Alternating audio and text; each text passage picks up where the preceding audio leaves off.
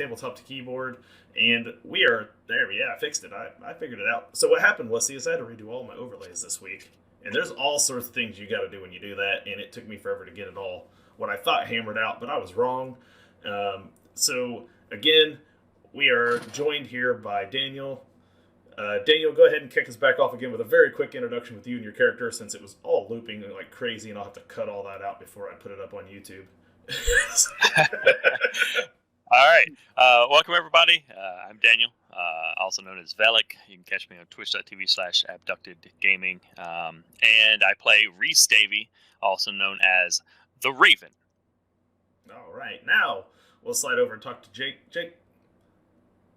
I'm Jake with the Defenders of Kobold. You can catch us at twitch.tv/Defenders of Kobold. And I'll be playing Felix Hunson, a.k.a. the Pumpkin King. All right. And now, finally getting a chance to join us after missing the first couple of games is Christopher from 2OG Games. And he is playing Deadly Dandy. Tell us a little about yourself and who you're playing. As mentioned, I am Christopher from Two Old Guys Games. You can find us on DriveThruRPG and 2oggames.com, as well as Goodman Games' official web store. You can also find me on Twitch as All the RPGs, Monday, Wednesday, Fridays, Wednesday nights, pretty much every day. I am playing Baldric Throgwood, a diminutive halfling who is somewhat hermetic in his normal daily life, but has become the Deadly Dandy. Gets all dressed up in fancy clothes and goes and fights crime, as you do. As you do. And last but not least this week, we have Debbie returning. Debbie, tell us a little bit about yourself and your character, Kadam. I'm Debbie Snacks. You can find me on, I'm on twitch.tv as Debbie Snacks. And you can find me here, obviously. All the RPGs on Wednesday nights, and also Homebrew Roleplay on Saturday nights. And Friend and Monster of the Week now on Thursday nights as well. I play Sigrid Verikai. That's who I am by day. My alter ego is Kidam, who is anonymous, everyone, and no one. Simply a passerby is what Kidam is. But not always all that well hidden, because I am 8.5 feet tall, being an ogre. I am a reaver and a man-at-arms as well. So a Viking born on foot in danger and such. Yeah, that's me. All right. So, the last two sessions, we have seen our crew of vigilantes go into a casino in an attempt to locate a crime lord by the name of Riddle the Red. They went in, attempted a bit of covert ops, came in through a garbage chute essentially into the kitchen, where they bullied some kitchen staff, found a back door into the VIP lounge where all the crime lords were having a high-stakes game of poker. That whole thing went awry. Combat ensued. They killed Riddle the Red. The Pumpkin King killed Riddle the Red in spectacular fashion. And they escaped with the book as dragoons, led by Asher Williams, had shown up with a series of golems to try to apprehend vigilantes and crime lords alike. Everybody scattered out. They returned back with the book to learn that it was full of all sorts of heretical and blasphemous things, all sorts of accusations against the emperor, claiming that he was part of all sorts of these weird things, and there was some weird story about time travel taking place and temples to demons and the sacrifice of some young girl, and all of these things are all tied into everything that has allowed the emperor to become Emperor Hans the Last, who has discovered immortality. And on one of the last pages of the book, the Pumpkin King and the Raven both, after some investigation, discovered that it was the true name of a Light Eater demon, a higher demon of the Prince of Change, that is inscribed on the last pages of the book. In an attempt to find the alleged author of the book, the crew went back out onto the town to the Hobbled Horsey, where they located, actually I think it's the Prancing Pony. The Prancing Pony, Hobbled Horses in Huttenberg. I do it every week. I told you that would happen. The Hobbled Horsey, or the Prancing Pony, where they found the dwarf by the name of Wolfram Varzand, who is the alleged author of the book, but has never seen this book before his entire life. They're taking him to another place, another venue away from the bar scene. They took him there. They opened up the book. They found that the book was bound. It's in his handwriting. It was all shades of look like an authentic book written by him, except that he has no memory or recollection of any of the events of the book. He's never seen the book, but it's clearly made from the same press as his. It's clearly in his handwriting. And just as they were trying to get to the bottom of this, the Pumpkin King, who had stayed out in the Rumble Bustler, as Lookout noticed the zeppelin of dragoons coming down the street with the searchlights. Everyone attempted to flee the diner to get back out to make an escape. In the midst of doing so, the crafty dwarf aristocrat switched books with our Vigilantes, taking his heretical journal of sorts that has caused him to be ousted from the aristocracy, took it and replaced it with one of his books that he had brought for you to compare with, leaving you none the wiser, as you then attempted a high-speed chase through the streets of Vallandria to try to shake the golems and the dragoons. They caught up with you. Combat ensued. You all made it out, but unfortunately, Wolfram Varzand escaped out the side of the Rumble Bustler with the book and into the shadows of the alleyways of Vallandria. You escape back to the bell tower, where you reunite with the vigilante known as Tragedy, only then to find that you have, in fact, the wrong book. What we are going to do tonight is start out with our friend the Deadly Dandy, Balric Thorogood, who is who in his all kinds of hard names in his character creation took a tract of land as an item that he purchased. That tract of land happens to exist not inside of Vallandria. Vallandria is a city. There's no good farmland inside the city. It's a big, giant, sprawling metropolitan area. His tract of land that he owns actually exists inside of a town called Fromsburg. Now, something that's really cool about Fromsburg, and this is rare in all of Vallandria, is Fromsburg is one of the rare communities that was founded, designed, and built by gnomes and halflings. Everything there is properly proportioned for people of their stature, which is about one of the few rare places where this is true. Most things in most places in Vallandria and everywhere else, there's extra footholds put on bar stools and on chairs and stuff for people of smaller stature to step up, but everything is humanocentric. It is all mostly designed and fit for people who are humans, and even some of those extra footholds are really a little higher because they were actually meant for dwarves. Halflings and gnomes are much rarer, and thus most things are not exactly always fit for them or intended for them to be used on a regular basis. But Fromsburg is different. Fromsburg is a small farming community just outside of Huttenberg, a ways down one of the old mill roads. And there you can find this small community where many gnomes and halflings have gathered and have created a nice farming community, and that is where the Deadly Dandy actually resides in his normal everyday life. It is Fromsburg had an issue a little over 10 years ago where a cannibal sorcerer arrived and had attempted to capture and had performed all sorts of heinous acts of cannibalism on many of the town's people. Had kind of started disappearing, and this is when it was shortly after this when the Red Caps were formed, a military sellsword group known as the Red Caps that were led by a gnome by the name of Nigel Kabooter. And it was with Nigel and the Red Caps who had heroically defended the town from this sorcerer, but at a terrible cost. So many people had died, and it was what they found when they finally took down the sorcerer was everything was incredibly gruesome. It was so bad that Nigel retired, went to Huttenberg to open up a tinkerer's shop. After the atrocities he had seen. Most of the Red Caps had moved to Huttenberg as well, unable to really stick around in Fromsburg much after that.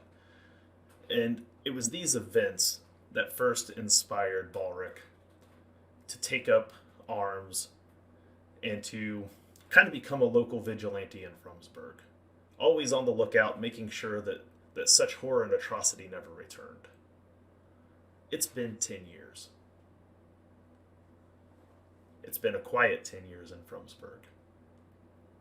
And as you're out tending to your plot of land, is it Baldric? Am I saying it wrong? It's Baldric. It's Baldric. It's Baldric. As you're out there tending to your land, Baldric, Good enough. there is you see gnomes and halflings all over the place are tending to their everyday life there in Fromsburg. And a rare sight comes walking down the road. You see a man with, it looks to be a man, it looks to be a human, is chanting down the road towards Fromsburg. He seems to be alone. You can tell he has one weapon drawn to his side and a shield slung over his shoulder. As he gets close, what catches your eye first is a metallic gleam from a metallic mask that it seems as though he's wearing. So he begins to walk up towards Fromsburg. No one seems to be paying too much mind to this stranger as he begins to approach. I feel like I would call out good morning while I tend to my meditative sand garden. Good morning, stranger! He kind of stops and looks over your direction. You can see he's wearing sort of a black tunic, and you can see what looks to be some type of brigandine armor, but it looks rather strange. You can tell even from your distance that you are that this armor has a very strange aesthetic to it.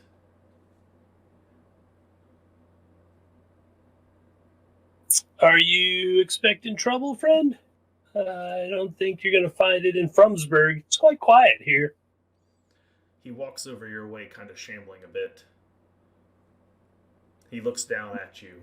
As he gets closer, you begin to notice what exactly is not right about the armor that he's wearing. It seems to be one with him. The very plates of it seem to be embedded into his flesh, and he looks down with this metallic, bright, shiny mask. And he looks down, and this unhallowed voice comes from beneath it. Where is Nigel Kabooter? I imagine he's at home with his family. He points towards the rows of houses. Which one of these is his? Well, I'm not the local signpost. I'm more of the local hermit who generally doesn't know what's going on in town. But I can walk with you and perhaps we can find out. Good sir.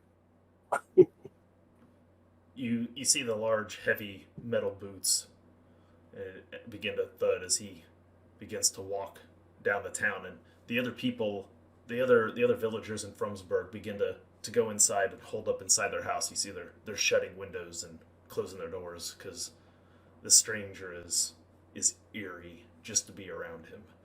As you're walking beside him, you get a chance to look, and you can see that the large sword that hangs at his side, it's rather thick bladed and flat on the end. It's more like a cleaving reaver than it is an actual sword.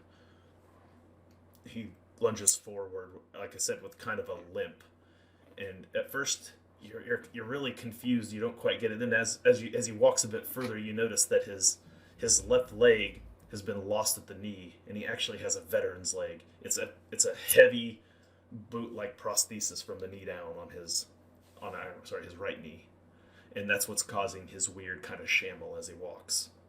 Friends of mine have the same affliction, good sir. Thank you for your service, if you were indeed in service to our side. He stops. Former military as well, Baldric. Baldric, you say?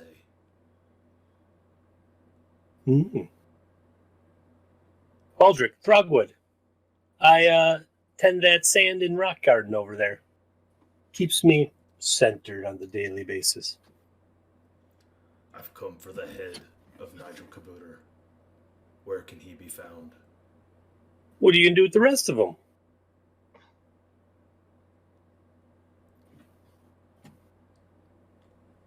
The rest of him is of little consequence to me. Well, it's not really any friend of mine. But perhaps we could go over to the, what's the post office called? I don't know if they have a post office exactly, but I suppose it'd be a some sort of letter carrier, missive. Let's go over to the stand, who would scribe a letter if you needed one scribed. Missive's delivery stand. I'm certain that they know where he lives. I'm keeping myself all my gears at home. You don't have any gear on you at the moment. No, I was in my You were in out my there just robe. with a rake, raking the yard, right? wooden, I have a wooden rake with me that I threw over my shoulder. I was So like, just in case. You walk over, and as you get close to the scribe stand, you see the scribe on the inside peering out the window. You see her eyes get real big, and she flips over the open sign to closed, shuts down her. No, wait. Perhaps you should let me ask. If you'll just stay right there, I'll be right back. And I kind of jog over. I'm like, wait. And I lean forward and I say, 1, find the constabulary. 2, tell Nigel he's in trouble. 3, where is Nigel living these days? You hear a voice comes out from the other end. I think he set up shop in Huttenberg a decade ago. Oh, Huttenberg. Interesting. Good. Run along now. Do 1 and 2. Chop. I'll stroll back and be like, I guess we're out of luck. He's on vacation. Then I suppose his red caps will have to do. And you see he kneels down on the ground and puts a hand on the ground. He begins to chant something. You have never seen anyone bend magic in your time, but winds begin to whip around. Well, I would bludgeon him with my rake, but it's my favorite rake. So instead, I'm just going to step backwards. You step backwards a few feet, and as you begin to look around, you see the skeletal hands begin to claw their way up out of the ground. All around you, you begin to see skeletons, small skeletons of gnomes, halflings, begin to claw their way up out of the soil in an area around you. And as they come back up, you begin to realize very quickly that it's many of the victims from the massacre 10 years ago. Kind of poke one with a rake. You hit one, and it hasn't quite gotten its bearing yet, but it turns with its gnomish, gnashing looking teeth, the real pointy teeth, and it looks at you and it kind of hisses like it may try to bite at you. Its eyes are completely sunken in and glowing red. No red cap, good sir.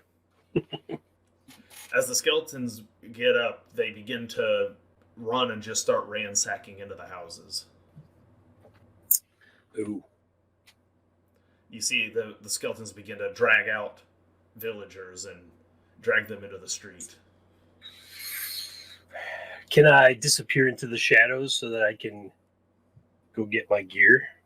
You make yourself a routine stealth check. Indubitably. Let's see. I got to go up here and go to routine. And then stealth is right. There it is.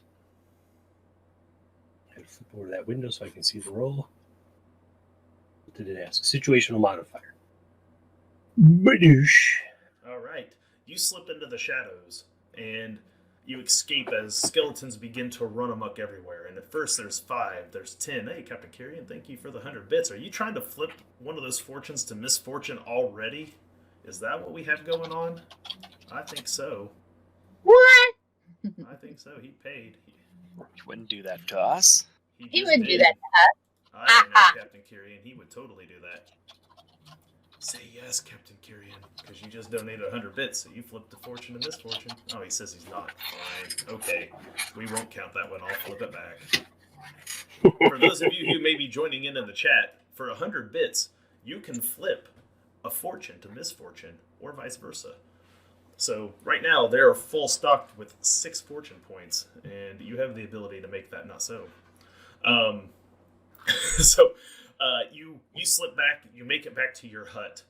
You spend the round that is required to get your vigilante gear out and on. When you re-emerge from your hut, you see that several of the other buildings in Fromsburg have been set ablaze. You see the streets are lined with skeletons, and the skeletons are beginning to... Oh, yes, that's right, Lich. It will make it difficult for them. And I see you're going to... If Captain Kyrian isn't going to do it, Lich certainly will. So there we go. Boom. I have a misfortune now. So you see that the skeletons are out there, and it seems like they're dragging people out there into the street in front of this stranger, who is then looking at them, noting that they're not Nigel, and then beheading them in the street. I would like you to make a resolve check. This is going to be a hard resolve check. All right. Hard resolve. Hard, like my resolve. There it is. Oh, you fail. So the first time encountering supernaturals, boom, you will take 12 peril, mental peril. Ouch. So on your first page of your skills and attributes, you will see a peril threshold. There is a large that's box. 8, so I'm going to go to imperiled, correct? So it'll take you down to imperiled. So Yep. you see this happening, and you're immediately taken back, and you realize that this may be a bit above your pay grade. Totally. As this continues on for a couple of minutes, and you try to decide what course of action you are going to take, as you see the people of your village being brought out one by one and beginning to be slaughtered. And after they're slaughtered, you see that after a minute or two of their bodies laying there, they begin to raise up as more undead. Oh, far too many for such a small person like myself. I throw up the bat signal. There's not one in Fromsburg. And if there was, I'm the one that answered. You hear it say in its unhallowed voice as it gives commands to the undead around it that they march to Huttenberg. There they will find the red-capped Nigel Kabooter. Ah. Oh, man, I really liked Fromsburg. They were such nice people. They didn't deserve that. The Vigilante Code requires that I try to right this horrible wrong, and so I will run off to Huttensburg in hopes of heading off this atrocious, disgusting aberration of an army. You travel for a couple of days to Huttenberg. When you arrive in Huttenberg, you find that the city walls are already have been completely barred up and shut. You cannot get into Huttenberg. Can't I?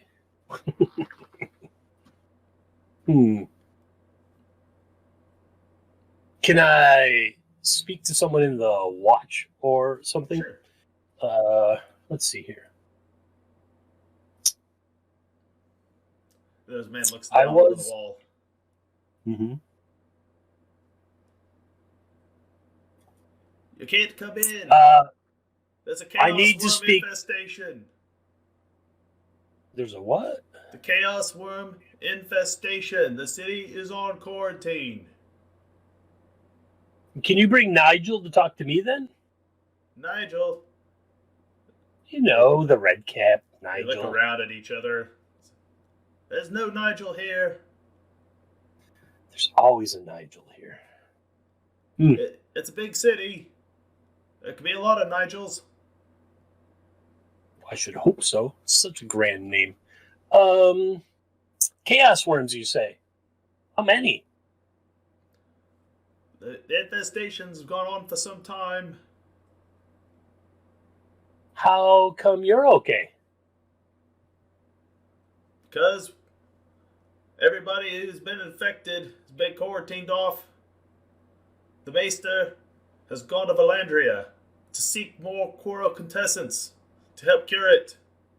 Well, if everyone's quarantined off, then it should be safe to enter the city, don't you think? I mean, that's just standard logic. The gates have to remain closed till the Maester returns.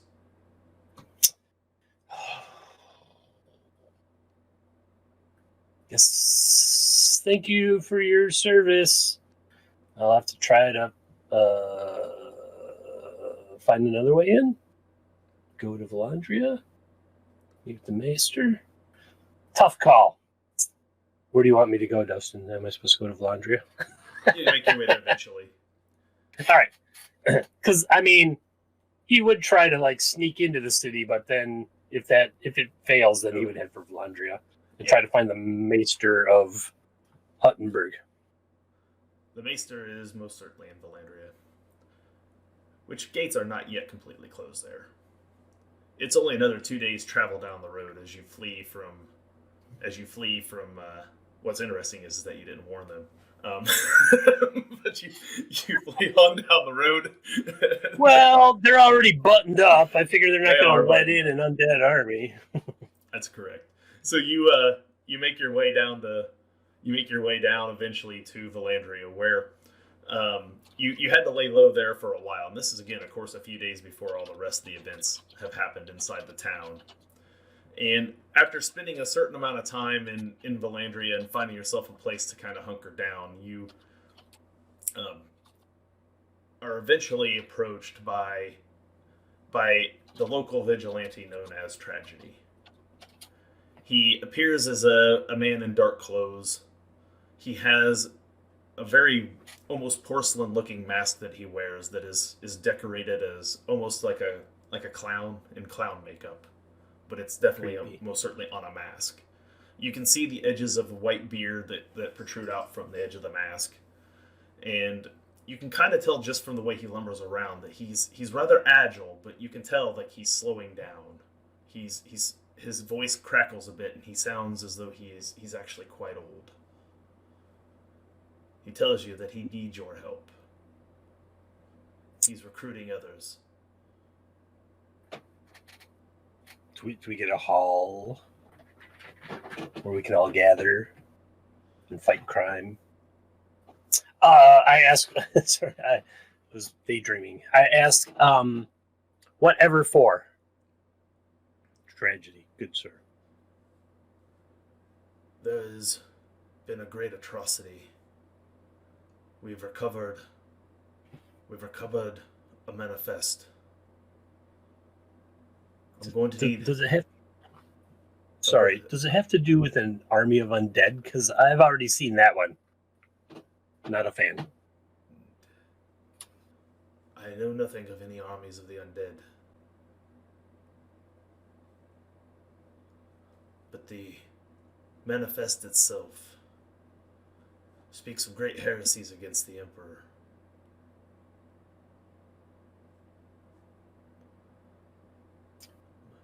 I'm not sure where I stand on that one, but Army of the Undead, I'm definitely against. There's an army. What army Of have you undead. seen? Dude in a black robe with shiny mask put his hand down on the ground and rose up to the victims of the atrocities in Frumsburg, and then they started killing all my friends who were villagers. So I ran to Huttenberg, and Huttenberg is all closed up, and they say they got a bad case of the worms. And I told them to just rub their butts on the ground, and they weren't really having that. Oh, yes, that's what it was. Chaos worms. That's right. Not the other kind of worms, not the bot worms. And so I came here in hopes of finding their master, so I could go with him back there and tell. Well, now it's probably too late. There are probably lots of dead people. This is very unfortunate. You'll need to come with me. I have an abandoned church where the others are holed up. They should be returning soon, hopefully with answers. Can I grab my stuff? Of course. Am I in my vigilante gear when he comes to see me? You put it on before you left, so I assume at this point you're still... I certainly did. Unless you've changed But back I out do. of it. Well, usually upon entering the city, I would dress as in my old military gear. That's why I have the extra set of clothes. Oh, so you're walking around military gear at the moment then? You can be in either. You So, had, like, you had leather. 2 days of travel. You can take it back off again with Sure. Whatever you have on at the time. Like when I got to Huttenberg, I flipped into military attire, like Okay. retired kind of grognard military Sure. attire. And that's how I would have traveled the road. So in Okay. Vallandria, that's definitely how I would be dressed. Yeah, it's you get to Vallandria and it's this capital. It's where the emperor's palace is. It's a large, sprawling, metropolis-like city. It's giant. Lots of cathedral towers. The streets, just to give you, I guess, a better description of Vallandria, and Fromsburg is still a small farming community. A lot of the advances in tech really didn't come to Fromsburg the same way it did Huttenberg. Huttenberg is the industrial center for Vallandria. It's where a lot of the arts and a lot of the everything else are done in Huttenberg. It is historically known for a place where war machines are built and where innovation is done. The academy, the Maester, who was mentioned, runs an academy there for natural philosophy, where many of the advances have been, I guess, born. Over the last 10 years, and you've lived long enough to see this, because obviously you were around when the massacre at Fromsburg took place. But ever since that time, there was a substance that had been discovered and had been used to fuel all sorts of fantastic machines, and basically a small renaissance has taken place. It has allowed for automobiles essentially to be created. There's new weaponry that can fire flames. All these things have been innovated from this material that was discovered up near a small town called Treefell. And there's been a second industrial boom from that small, used to be a lumbering village that made siege equipment. And now it's producing this material that has been drug out of there, that's being refined and turned into bottled lightning and all sorts of medicines. Vallandria, when you get there, has so advanced that it now has zeppelins that hover over the streets full of its dragoon police looking for heretics, policing the streets with golems, who are mechanical beings that are created through the use of witchstone practices. All of this witch science and all this other stuff has been developed over the last 10 years to where inside the streets of Vallandria, more people are running around in rumble bustlers and Hal Davidson motorcycles than there are people actually still in horse and carriage. It's smokestacks from witchstone burning devices. There's they encountered a jukebox that's ran from witchstone. All these things exist in this world. It's a Vallandria has become a technological marvel over the last 10 years in ways that was unheard of prior to. So you get there and this is your first time seeing it. So you're it's like walking into Vegas for the first time. Everything's bright lights and everything is, there's not lanterns. They're literally like street lights. It's completely different than the world you're used to. And you're muted. So, as you're there looking around, like I said, this vigilante, he takes you and tosses you onto a Hal Davidson motorcycle, and he takes off racing through the streets on it. And he pulls up to an old cathedral, where he takes you up there to the top. And as you get up there and he begins to show you around a bit, that's when the others arrive. At the end of their the rumble bustler comes rumbling in, and they make their way up. exhausted after their encounters running through the streets with a zeppelin chasing them. And they get back up and they pull out their book, and that is when they realize they've been had.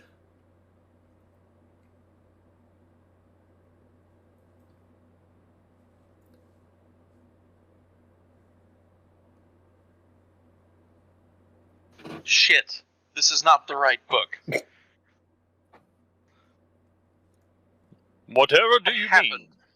Well, look at it. What happened to it? Is this like earlier when Did you find your nobody mark? knew who had the book, and now, after all of that, when you had to go back and get the book, now you're saying we don't have the right book? What happened? Did you find your mark? Did you find Wolfram Varzend?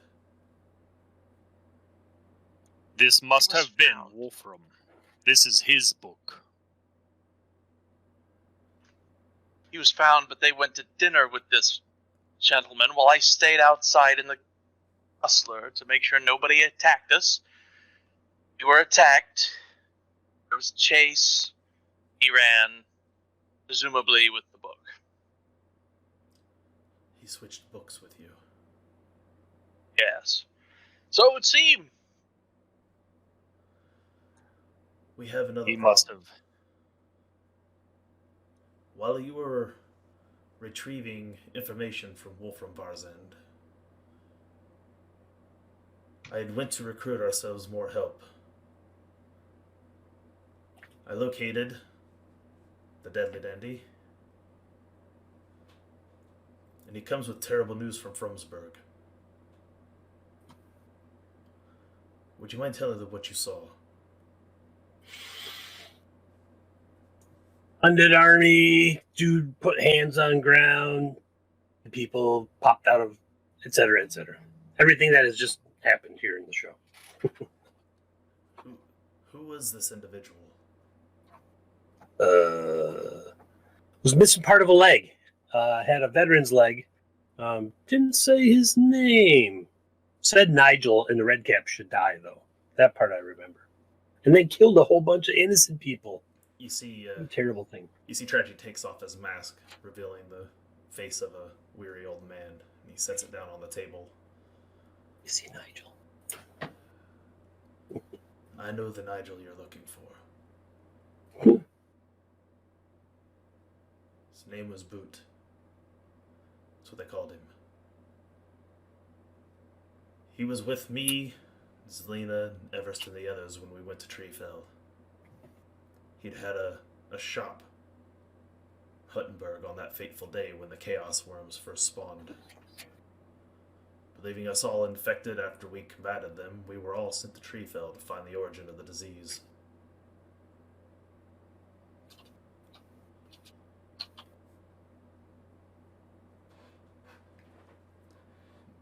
Nigel was there. So now we have to contend with an undead army marching our way, led by a one-legged metal man.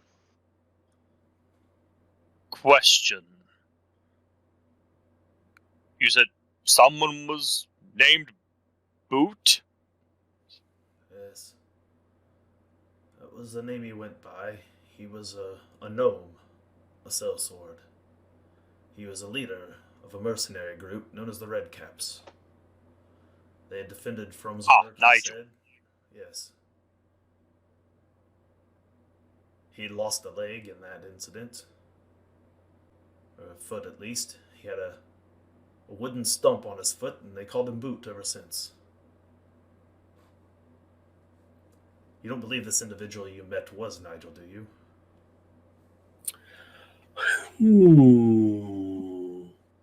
I don't think so. Why would he go try to behead himself?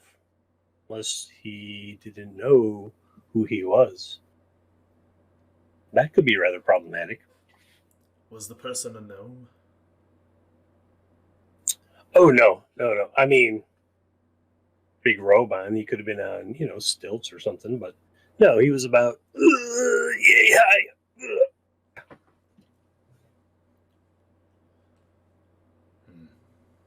This is troubling. He didn't say what he wanted with the gnome. whoever it is, he knew of Fromsburg. He knew Nigel was from there. Now he's raising an army of the undead to march. Where's he marching to? Well, he's looking for Nigel, so he was on his way to Huttenberg. But if Nigel's not in Huttenberg anymore, then I suspect he's going to find out where Nigel is and go there.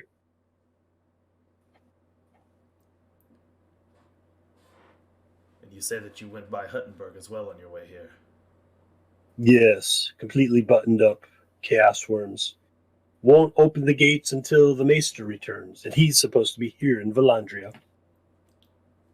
Yes, Mr. Bravo von Helfrich is here in Vallandria. He's a member of the Emperor's court. Oh.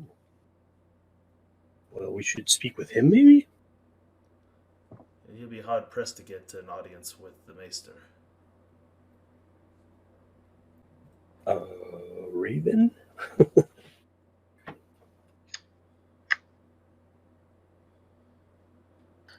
Especially, it should be noted, we did not have a quiet night tonight. Surely he would want to know that Huttenberg is perhaps under violent attack from aberrations from beyond.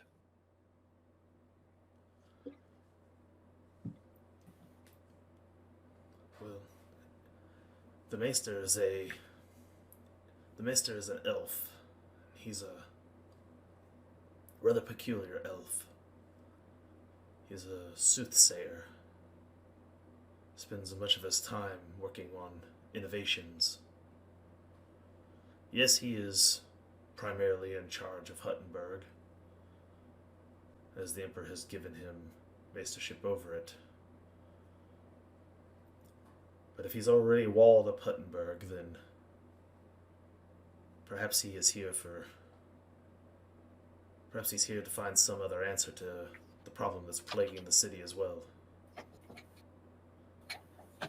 In the meantime, you all have lost the most valued asset that we had. Not to mention a very dangerous piece of information. Indeed. We did at least get some information. What did you find out? He claimed not to have written the book, but he admitted that the book was written by him. Upon observing it, well, he noted the handwriting, the binding, the book, all of it his. But he did not write it. The book itself speaks of temporal magic, or alludes to such. Temporal magic. Time travel is perhaps the most extreme and unlikely possibility, but not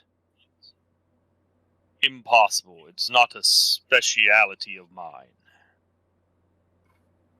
Are such things... Is there even such capability? I know things that I saw at that temple near Treefell. Things I can't explain. There were creatures. I assumed the rift was from the abyss.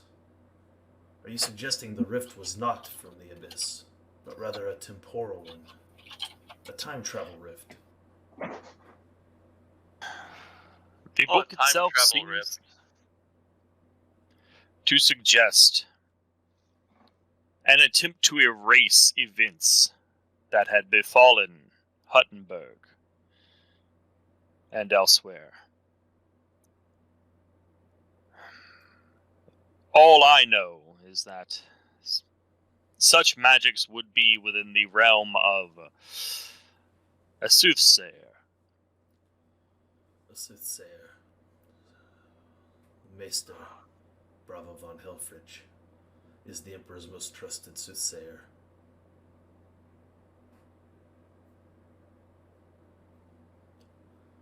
if his ambition runs higher than his current station. His ambitions have always run higher than his station.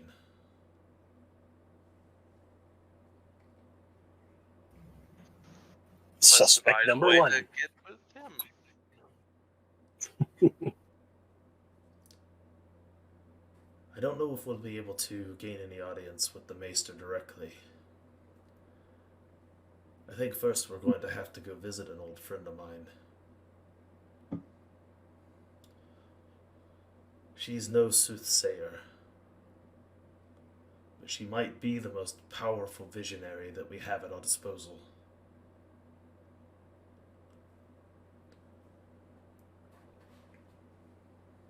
Very well. Let's find an audience with her, then hopefully she can see a way to gain an audience with this Meister. Like many who worship faiths other than the God Emperor, she has been forced to go underground as well. Last I had contact with her, she ran she resided in a harem known as the Red Herring.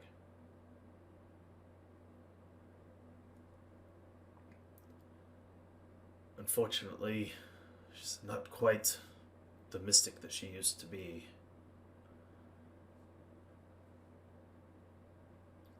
Well, perhaps she might still have some insight for us that would be helpful.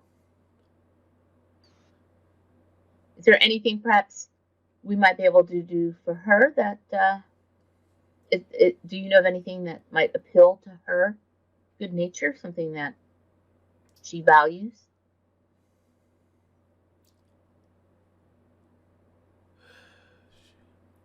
Her and Nigel were close.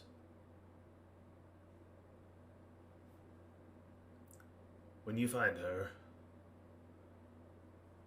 tell her what you've seen from Fromsburg.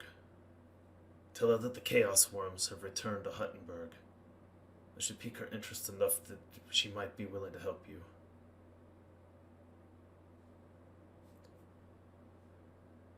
She's always been at the center of all of this.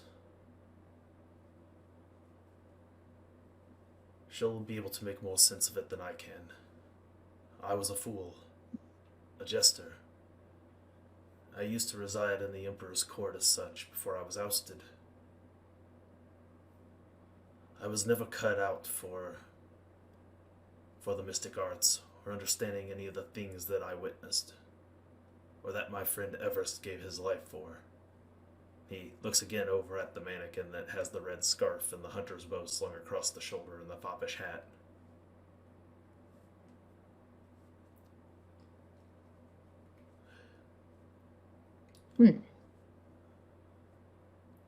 We've lost Everest. If this person finds Nigel, he may well be coming for me and Zelina next.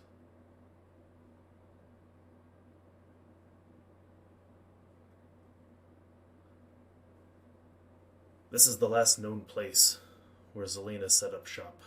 He gives you essentially an address in Vallandria. Another rundown end of town. Should be able to find a storefront there, an old warehouse. The Red Herring should be within. Zelina was a cultist to the Custodian. Powerful in magic she is. Anything you can do to appease the Custodian would also be useful to appease Zelina as well.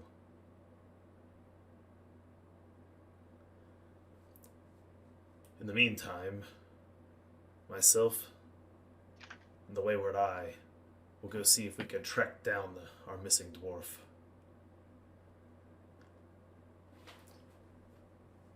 Good luck to you.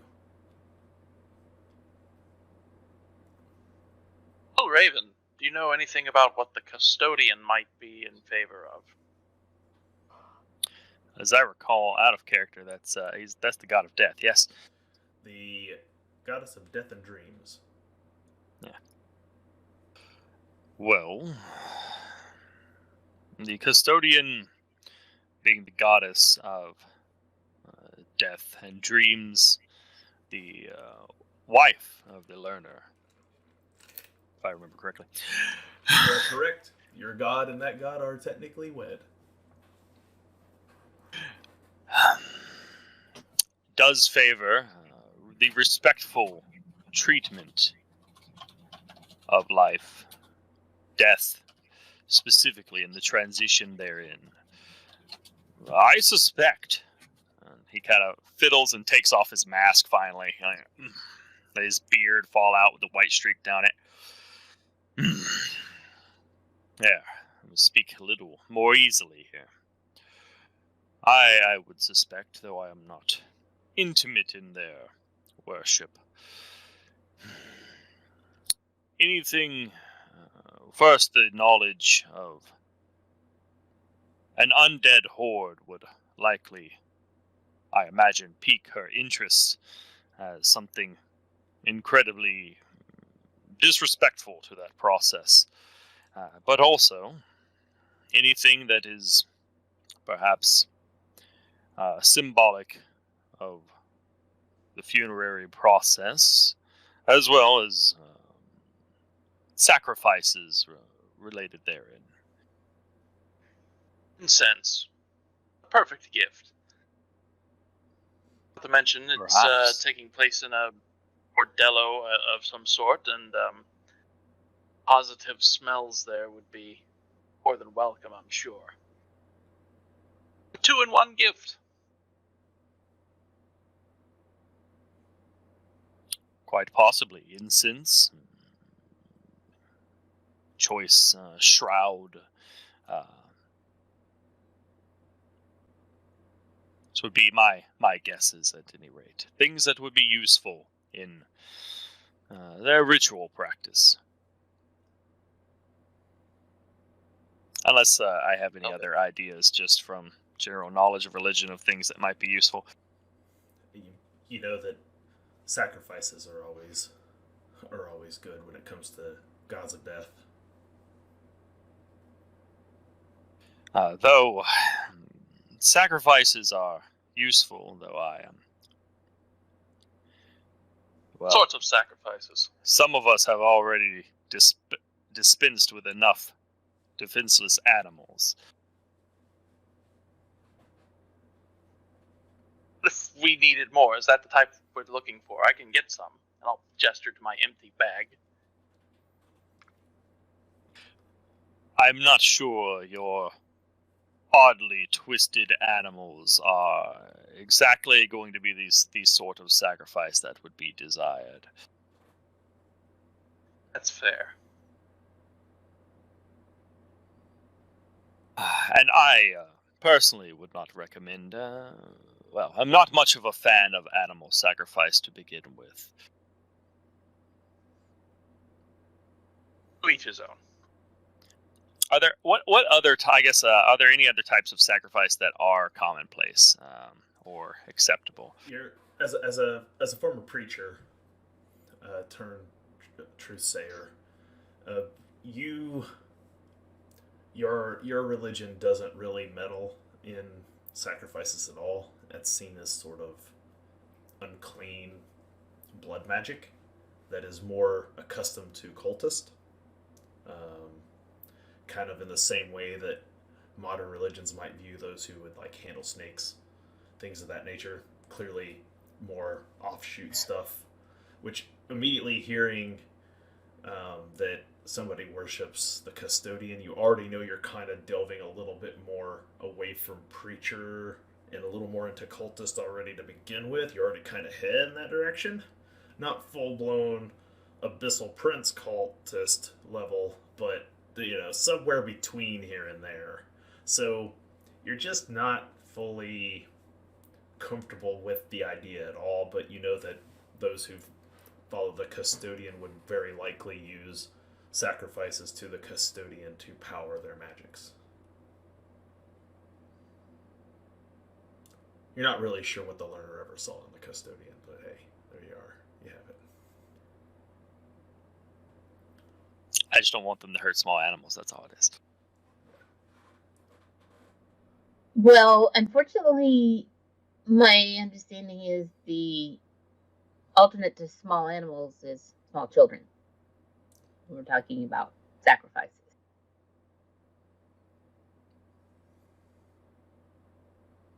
But Sigurd doesn't have a lot of experience or knowledge about this. Just hearsay, rumor. Now, as a diabolist, Pumpkin King, you know that sacrificing a human or someone of an ancestry, regardless of age, would only be required to fuel the most powerful attempts at magic. Only the most powerful magics would require a sacrifice of in the hierarchy of living things you can sacrifice. That's like the top tier. Like most petty magics you could sacrifice any of the animals you pull from your bag would suffice, you know. If you wanted a more greater magic though, like you could hit a level of ritual or magic that would require human sacrifice would be a terrible level of magic to attempt. Yeah. Mercifully, my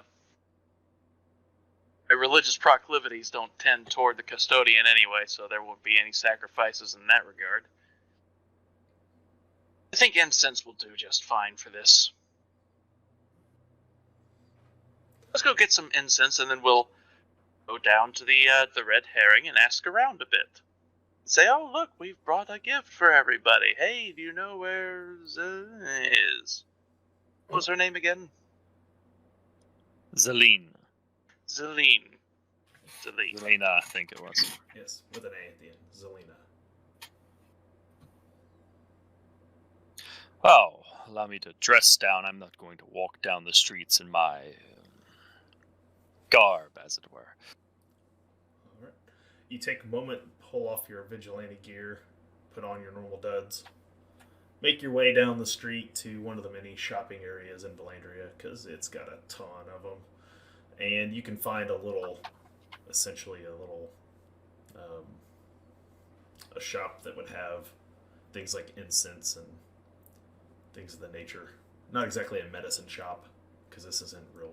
You're not talking medicine. You're talking more like one of those, like Spencer's of the Mall sort of weird knickknacks and collectibles, like little trinkets and stuff, where they have all sorts of probably pipes and tobaccos and, you know, the legal stuff. Porcelain dragons and stuff like that. Yeah, if you wanted something, you know, those sorts T-shirts with 3 wolves and a moon on them.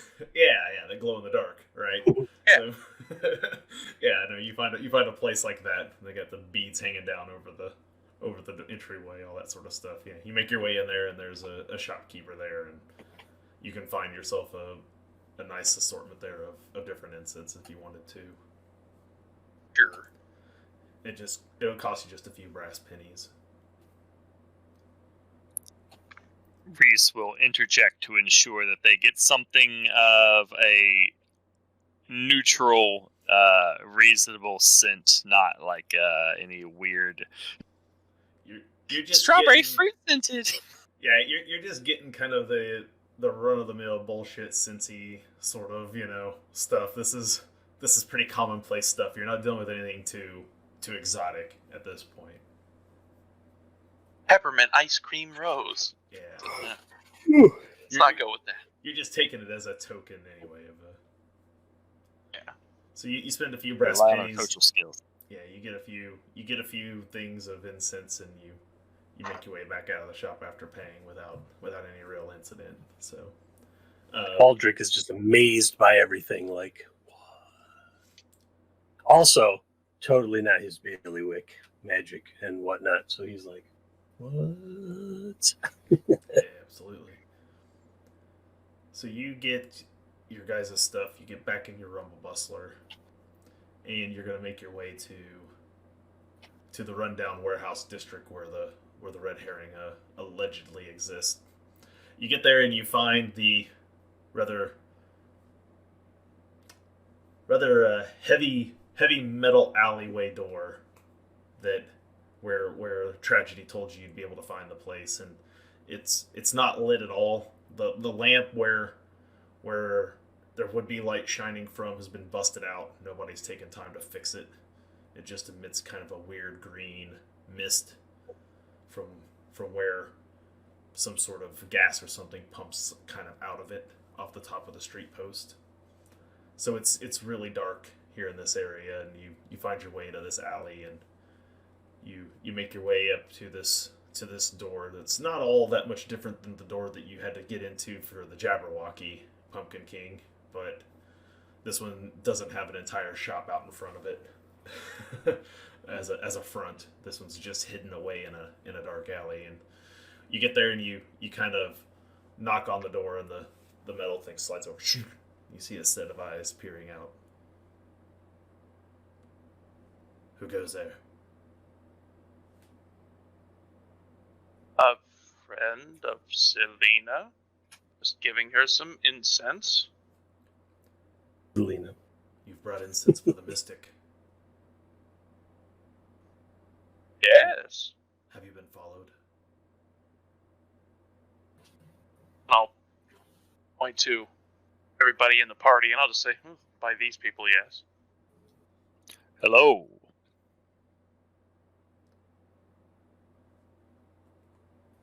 Quickly, come inside. You see the thing, so the door Thank you. opens up. You walk in, and there's a thick haze that hovers. For those of you who are not shorter of stature, the dwarf and the halfling are not quite hit with it the same way that the human and the ogre is, but there is this haze of smokish. You can tell that incenses are already being burned. You can just kind of feel it in the place, and you walk in, and everything is these kind of dirty silk curtains and the beads everywhere, and you hear sort of a rhythmic beating drum somewhere where there's a guy over in the corner just kind of beating away on it. And this man in rather nice robes comes walking up your direction. Welcome. We don't get patrons here too often, especially new ones. Is this your first time here at the Red Herring? Oh, we're not so much patrons as we are old friends of Zelina. Suppliers of incense, I hear. Yes. Well, what is it that you brought? I'll just pass over the incense. No. He kind of looks at it. All right.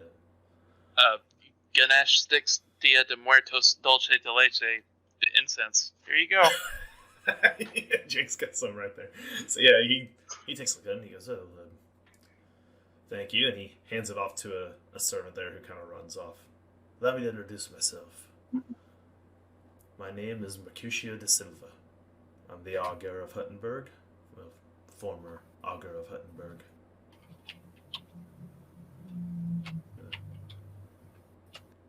Priest of the Custodian. And who will the lot of you be who brings us gifts this fine evening?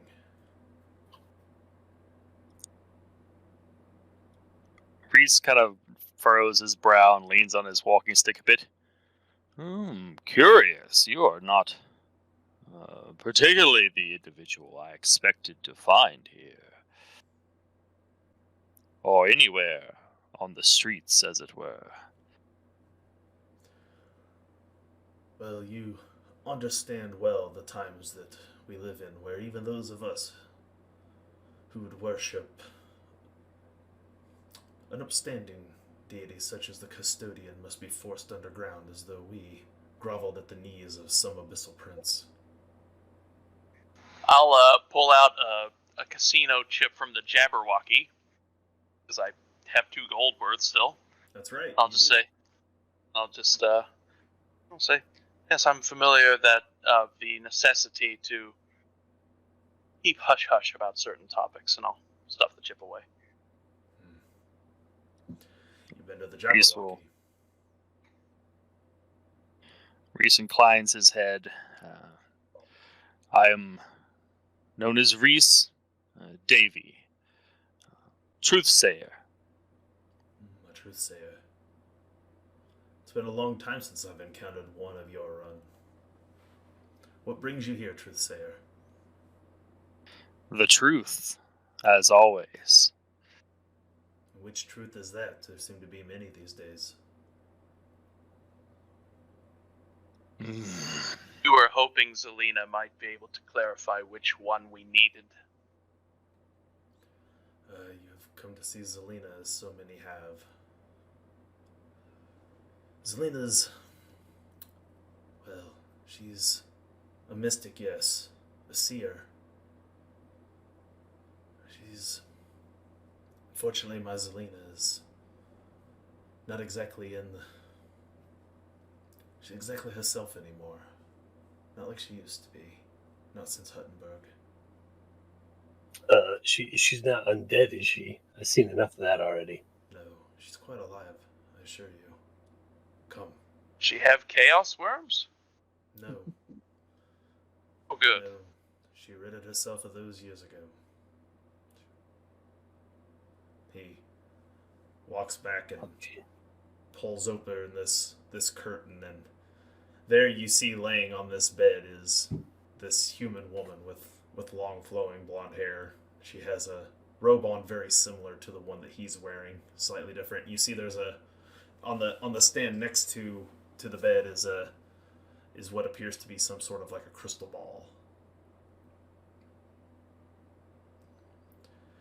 Next to the crystal ball, well, actually be on the nightstand on the other side of the bed, you can see a small hand mirror and a film of white, like powder. On the mirror? On the mirror and all over the nightstand, you can see like the residue of a white powder.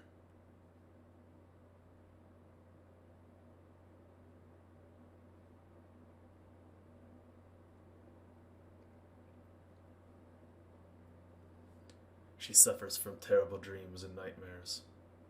Her attempts to commune with the custodian.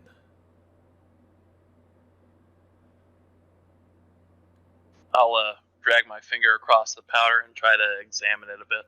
Oh, good. Make an either alchemy. Do you have alchemy by chance? Me? Yes, I have 1 rank in it. You have 1 rank.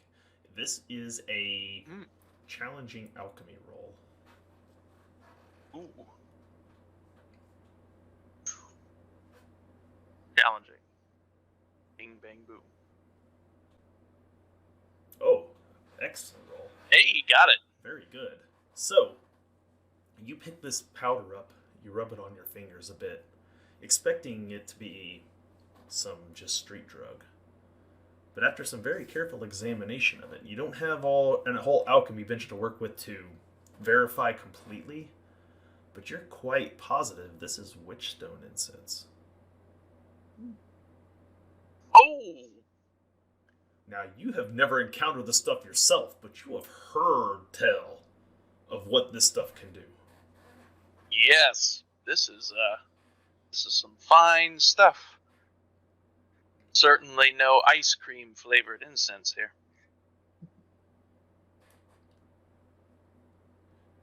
She first encountered it over 10 years ago. It was given to her by, well, we aren't sure if they were angels or demons. Strange beings came through a rift. They came to her. She was attempting to do something remarkable. They had her inhale it for the first time.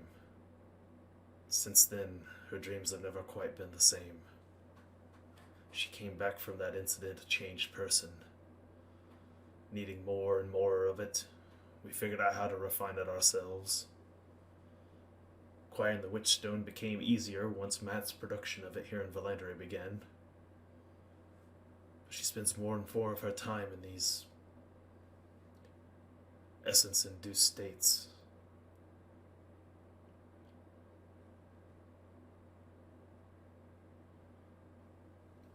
hesitate to be the one so heartless as to suggest this, but would it be possible to induce such a state to rouse her?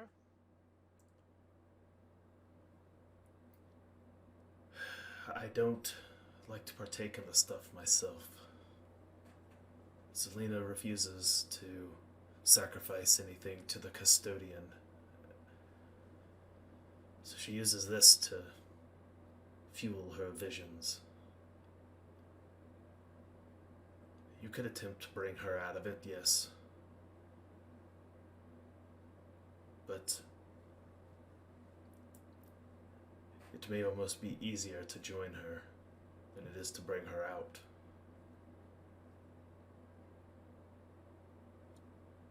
Pardon me, but that does seem to have had dramatically ill effects on her.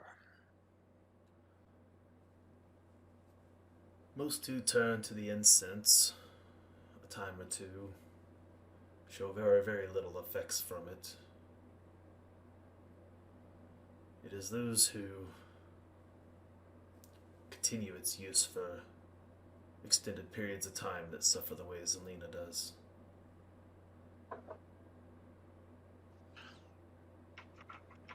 I would be more than willing to give it a try, just this once. Oh. Perhaps, as a backup, if there's a chance we could, through our combined learning, rouse her without such methods. We can attempt to awaken her, though sometimes her speech gets cryptic. But we'll see. You may attempt so. If you have smelling salts on you, they sometimes work. Though she does require an extra dose. I've only got this one, I'm afraid, and I'll produce a vial of smelling salts. Yeah, the one thing I don't have. Oh no! All right. Well, I actually might have some. if you only have one will have to do. It'll just be at a harder difficulty. Let me check and see if I have some in my inventory, because I think I was trying to get some things that might be useful for medical reasons. Yeah, I was hoping it was going to be a heal check. I was like, I could do that. It is a heal check. You just have to have the smelling salts to attempt it. Let me see if I have that. Wherever we have. Okay, I'm checking right now. I have some smelling salts. I actually have 3. Oh. So I will give. I bought some with my gold. So you have 4 total. How many would you like to expend trying to bring Zelina out of her state?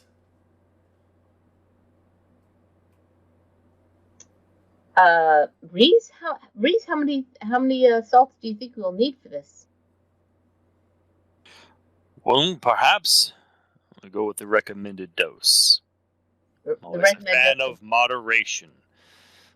Okay. So an 2 attempt total. to wake her with nothing starts at hard. For every smelling salt you're willing to expend on her, we will drop it a category. All 4 will take it to easy. So 2 would be standard. 2 would make it standard. So you want to go? I can give you 2, and then we could do a routine. All right, we could use 3. Yes, we could do 3 make it total. routine then. 1 of yours and 2 of mine, and that leaves me with 1. Okay. Okay. Works for me. All right then. So go ahead and apply all those with a what'd you say you're going to routine? So routine heal check. Shove them in the nose with medical finesse. With medical finesse.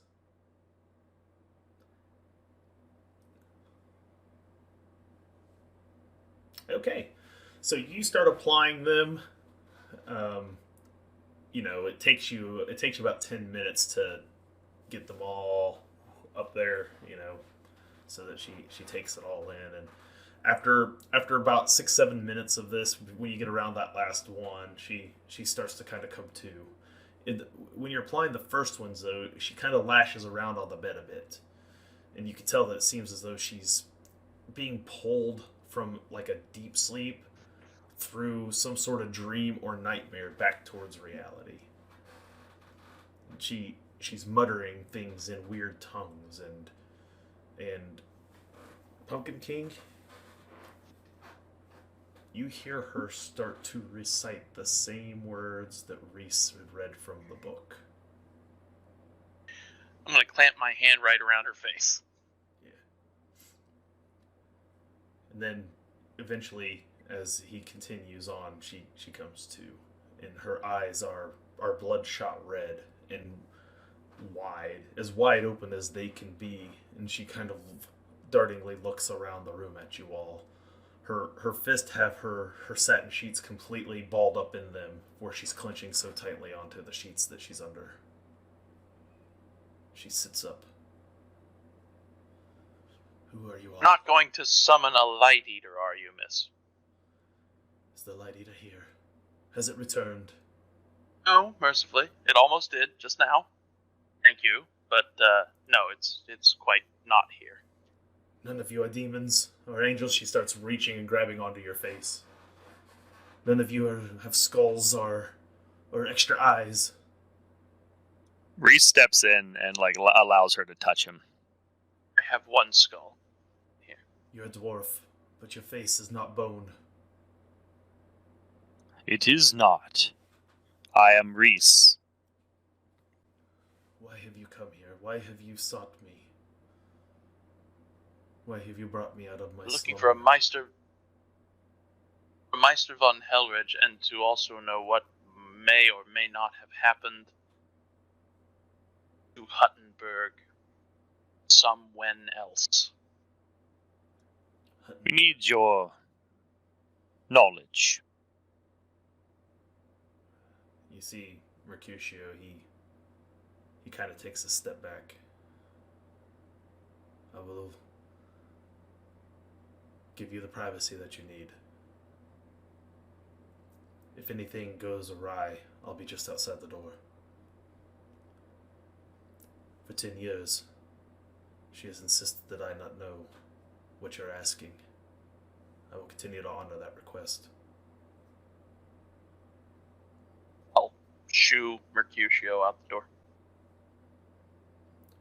She sits up in her bed, places one hand over on that crystal ball that sits there on the other nightstand. What is it that you've come to know? We have very recently read the Manifest of Destiny. That wretched book.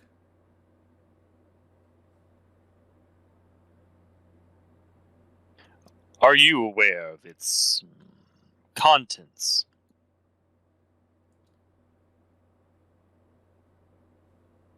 Vaguely.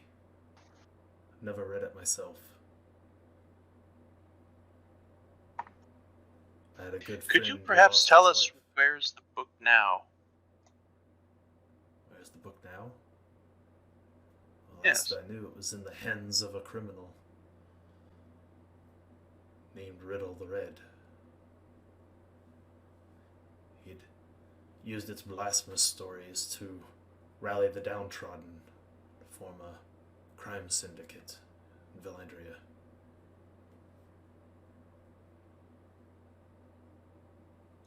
The book had very interesting things to say about certain events in Huttenberg involving, well, a light eater.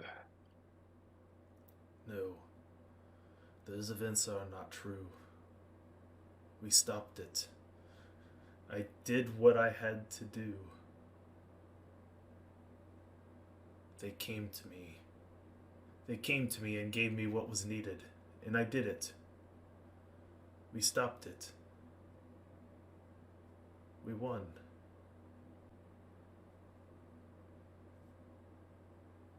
And that was when everything went from bad to worse.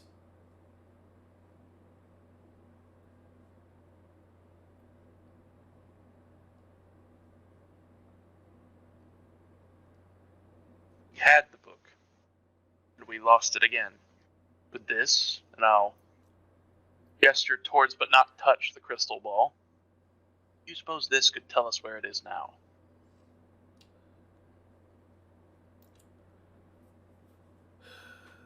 I can attempt to seek answers.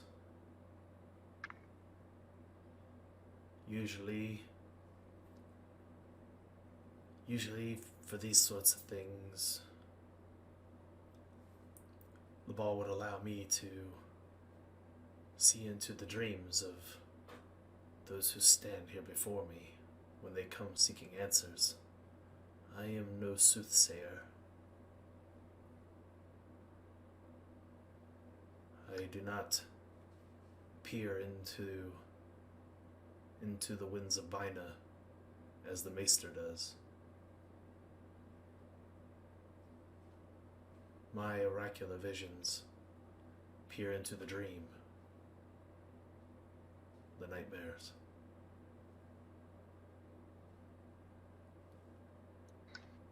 Does it need to be the dream of one who is here? Normally, but I suppose with enough, well, if you would just allow me, and she reaches for her mirror. With some of this, I suppose anything is possible.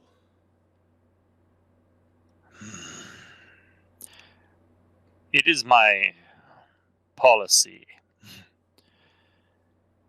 as a truthsayer to always be honest. We are here seeking many things. We know who has the book. We may be able to find it ourselves, though that information would be useful still. There is at least a few things perhaps we need to understand first that you may be able to illuminate. First, the tome, the book of Wolf and Ram, spoke of events that never occurred in Huttenberg because you stopped them. We spoke with Wolfram Bazan, the supposed author of this book, who claimed never to have written it, but upon examining it, admitted that it was his, but he had not written it. He is the one in possession of the book now, as he stole it from us. But what is perhaps more pressing for me, the book seemed to indicate that the events in Huttenberg did occur, and that other people had used magic to change events, perhaps so that they did not occur. I wanted to ask and see if that makes any more sense to you than it does to me.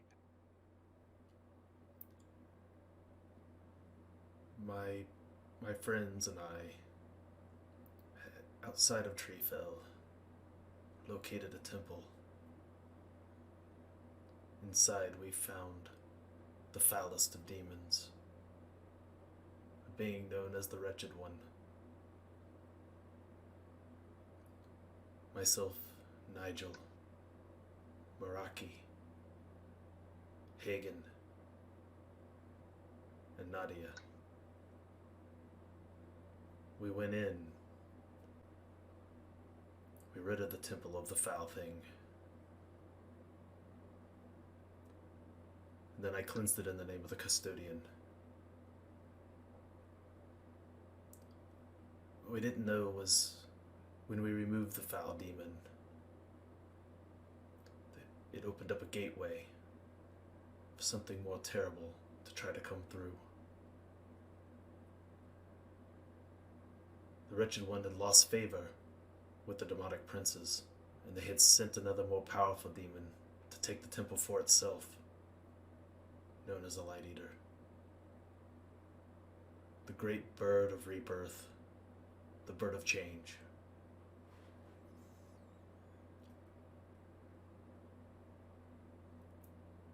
When we had slain this demon in this temple, the Light Eater had come. I had created a triangle of containment, had drawn it in. And that was when the angels appeared. They were warped, twisted. Their visages seemed like perhaps that from the abyss, but they brought with them a secret. They brought with them this. She holds up her mirror. They had brought the secret of witchstone essence to me. They told me that I had failed.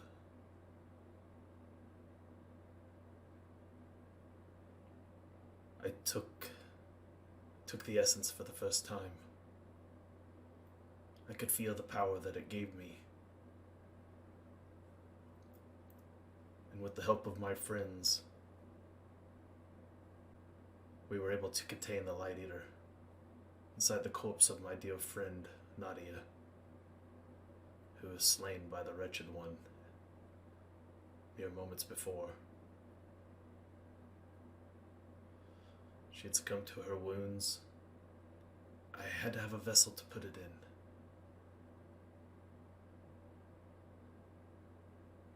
There we were able to contain it.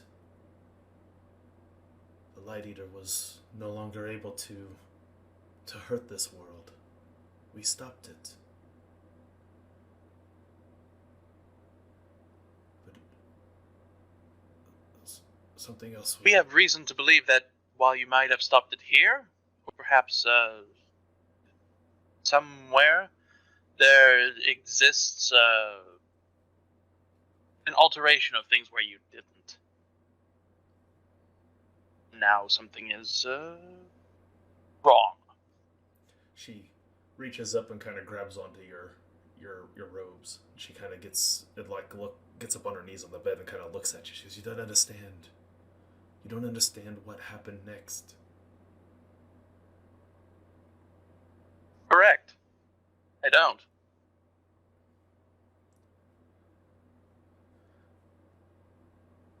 Containing the Light Eater was only the beginning. We had banished it from this realm.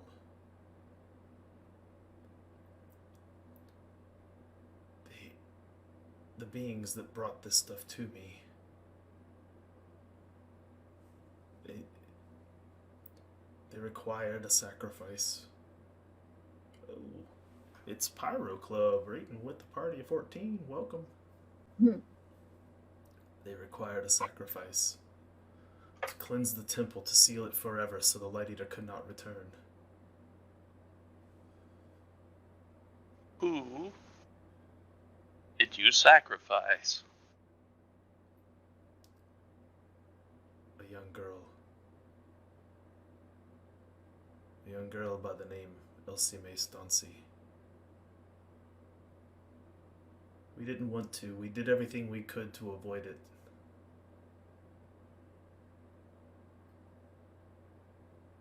When we did so,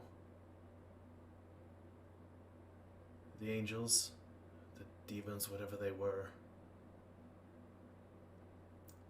their bodies all turned to witchstone. All around us, they shattered and crumbled.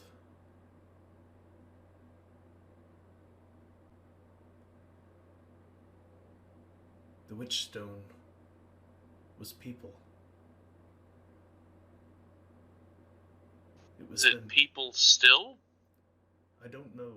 I don't know what Vallandria does to create the witch stone needed to fuel the lamps that light all these streets, to fuel their weapons and their zeppelins. I do not know where they get it all from.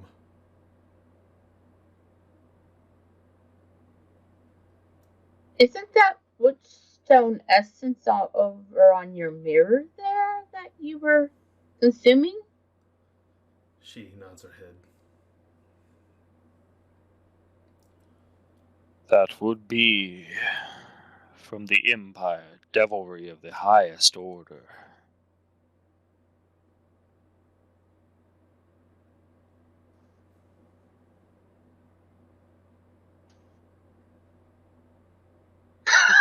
This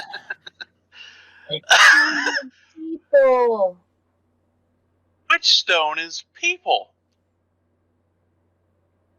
Where they get the bodies from is here, all around us. But somehow, the missing book explains how, somehow, that it's when they get the witchstone that's important. If we find a way to make this widely known, or we could keep it to ourselves. Oh. I killed that poor girl. And in doing so, I unleashed all of this hell upon all of us. I have gone back into the dream so many times to seek the custodian. But I fear she has turned her back on us all now.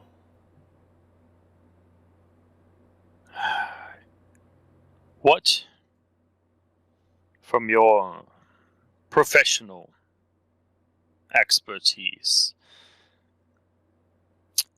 what is the probability of using magic, say of the level of Maester Helfrich, Bravo von Helfrich, to affect time?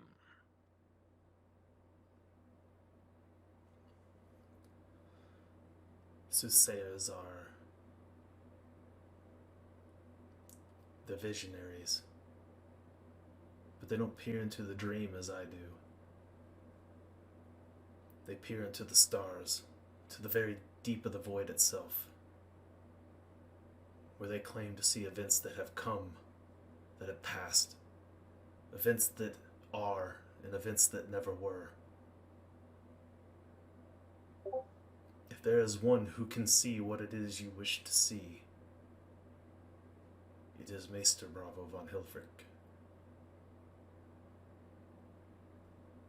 If it is any, and I know it will be poor consolation, but if it is any relief, the book itself, though difficult to believe, does seem to suggest the possibility that these angels were truly people from a more worse off future. Worse than this? As you said, they told you that you had failed, and they had come to ensure that you did not.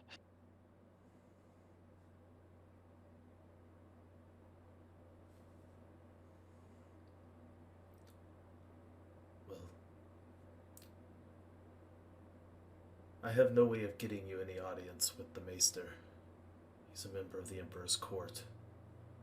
Those such as myself and you are not even welcomed in the streets, let alone in the court of the Emperor. This wretched one, or the Light Eater, did they have anything to do with these chaos worms that you and your friends had dealt with before. Yes. A rider from the small village of Treefell come through the gates of Huttenberg is bringing with him the census and taxes from Treefell as a bailiff. I was in the market looking for flowers and incense with Mercutio. We had just parted ways when the rider fell ill. It was the first known instance of the chaos worms. They erupted from his stomach, from his horse, began to lash around in the street. I was fortunate that my friend Meraki was there, her and Nigel. We had... Those of us who were there, Everest, Hagen, we fought down the worms, but in doing so had been believed to be contaminated. That was when the plague doctor sent us to Treefell to find the origin of the chaos worms. What we found instead was a temple with a foul bile demon inside of it. We believe he's responsible for the chaos worms.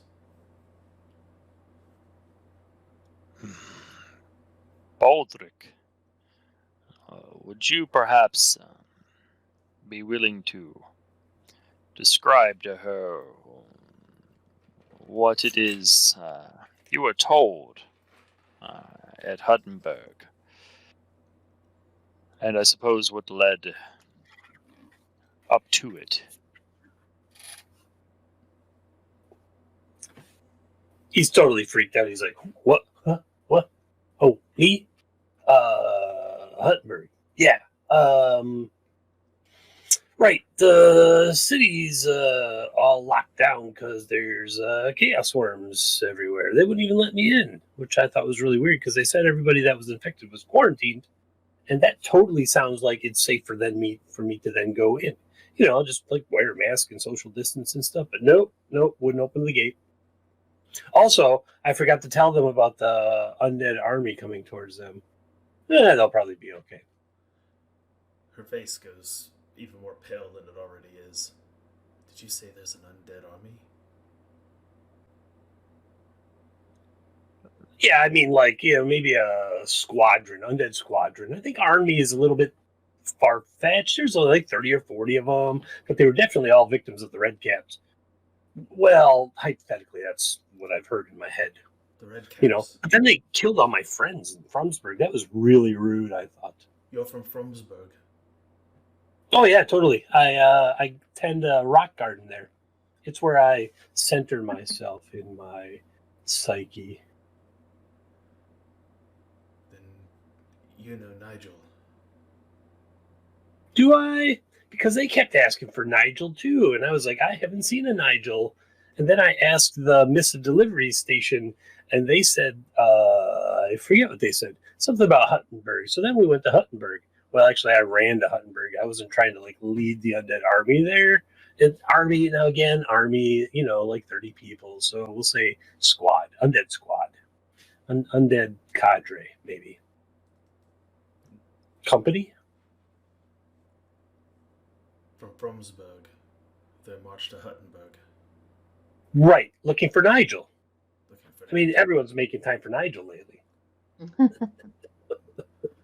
Nigel no longer resides in Huttenberg. Oh, well, good. I'm glad I led him astray. But poor Huttenberg, man, they're going to be overrun with undead people. And chaos worms? Yeesh. Last I heard, Sounds like money for them. Last I heard, Nigel was working for the Maester, Bravo von Hilford. Shit. Well, then would that mean that Nigel is here in Yes, Vallandria? yes, he gave up being a sellsword a long time ago. military commander. Uh-oh. I believe he's since again, once again retired. He's gone back to making trinkets. And this person leading your undead platoon was a man covered in metal with one leg. Nigel was missing a leg, but he was a gnome. He was not a man. Yes. Oh.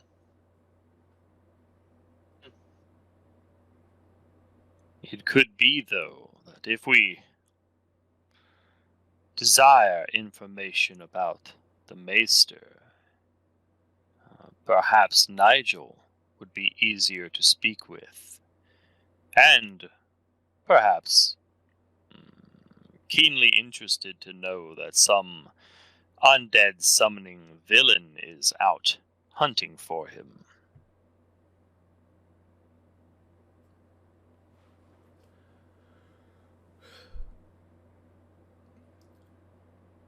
If you think you can find Nigel, I will give you this.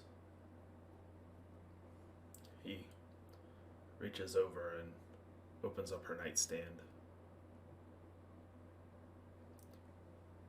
She reaches down in. Give this to him. She hands you a stiletto.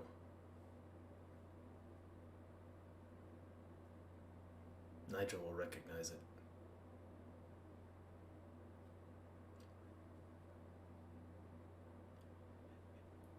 He may then be willing to speak with you.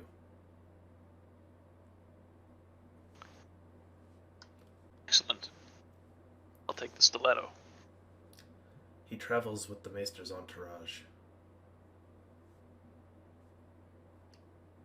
I do not know exactly what they have him do now. I heard he come to Vallandria some time ago with the Maester. Rumor was they were working on something big.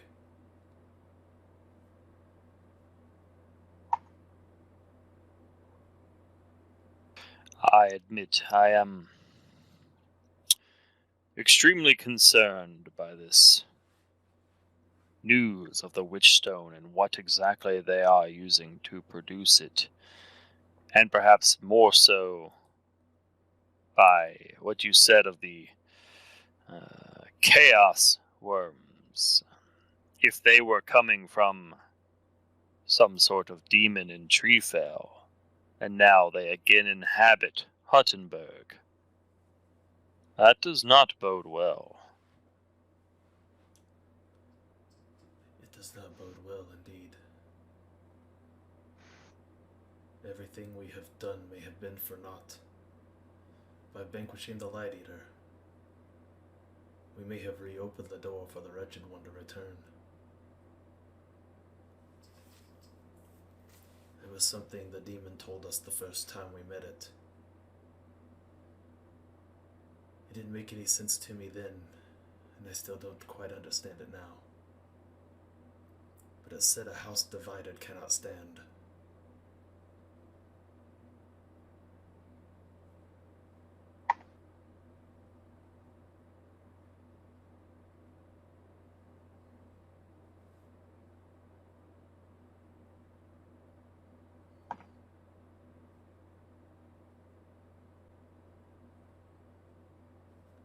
Can't say I see any. Well, as a token philosopher, there's certainly value in the statement, but I cannot see the applicable nature of it.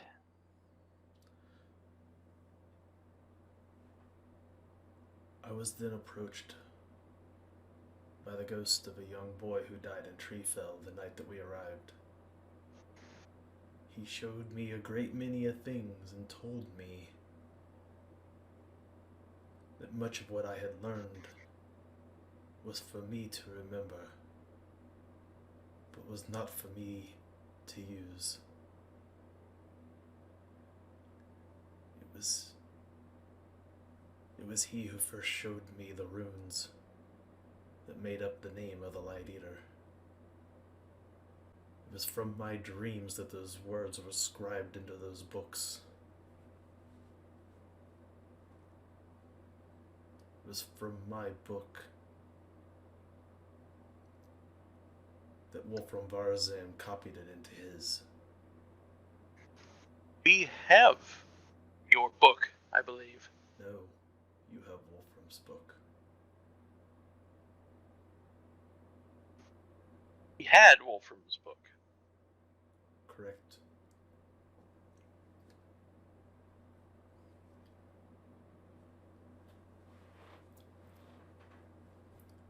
My book resides in the temple.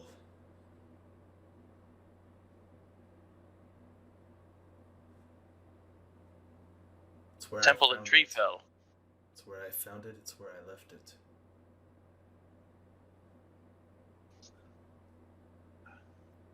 All right.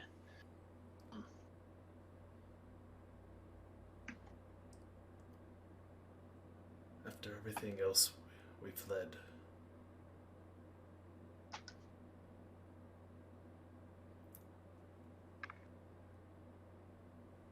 Seems that our options are to recover the book that we lost, go to Treefell, examine this temple. Have to find Nigel somehow. If only to get to Bravo.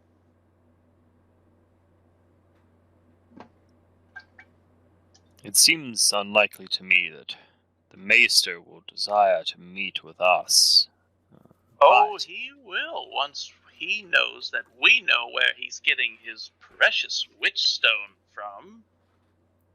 Perhaps You don't want if that we information to escape. Can. Oh, I Yes, very much but- agree.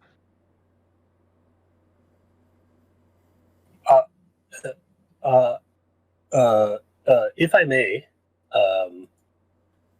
I don't know what we're talking about here at all. But if they're taking people from the streets and turning them into this this powdery stuff here, whatever you call this, then perhaps we can set a trap or what's it called? A sting.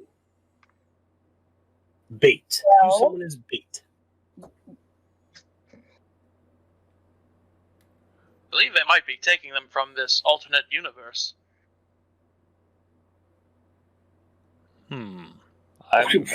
What?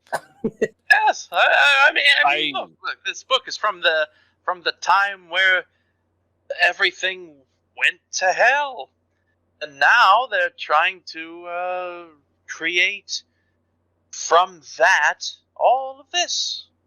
Look around you; it's all witchstone, and quite a lot of living people on top of it. The Emperor must be in on it. Bravo must be in on it as well. Mr. High and Mighty Society who can see into things that used to be, things that could be, things that are different. You would know where to get the people needed for Witchstone.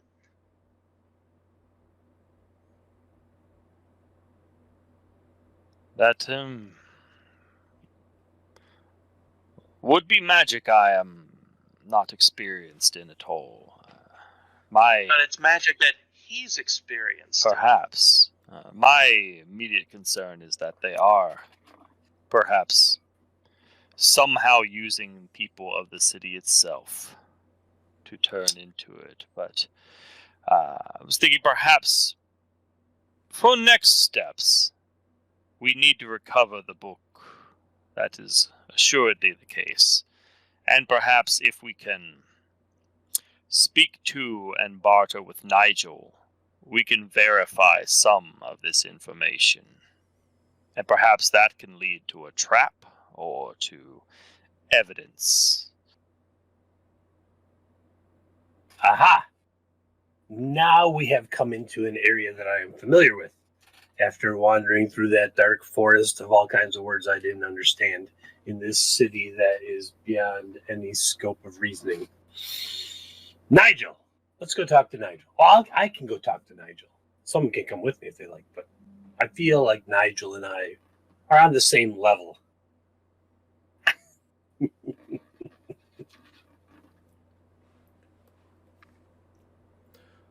Well, good luck in your attempts to find Nigel. I don't think there's anything more that I can tell you that'll be of use to you. I've told you all I know.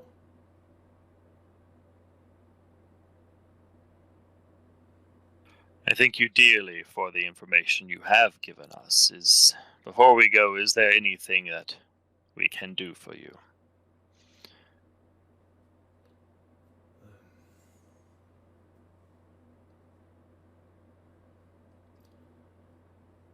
There's nothing more you can do.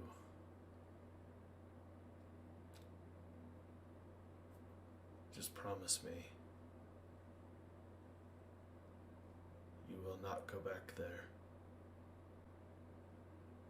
The temple in Treefall.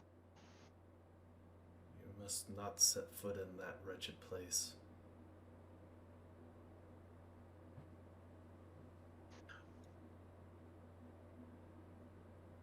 We'll do our best to avoid it. What if others already have? It's very likely the Maester has already had the place mined of all the Witchstone. It should be cleared out by now.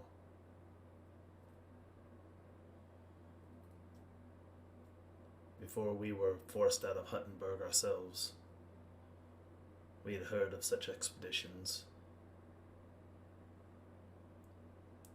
Those ended years ago.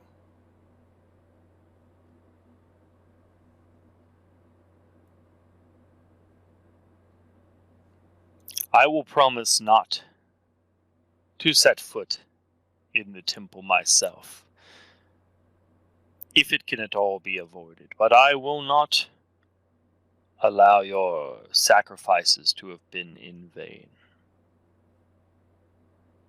That poor girl.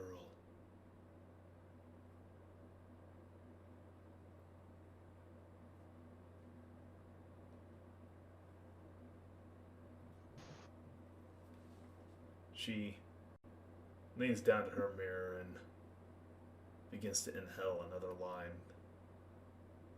She convulses for a moment. Trickle of blood runs out her nose. She falls back onto her bed.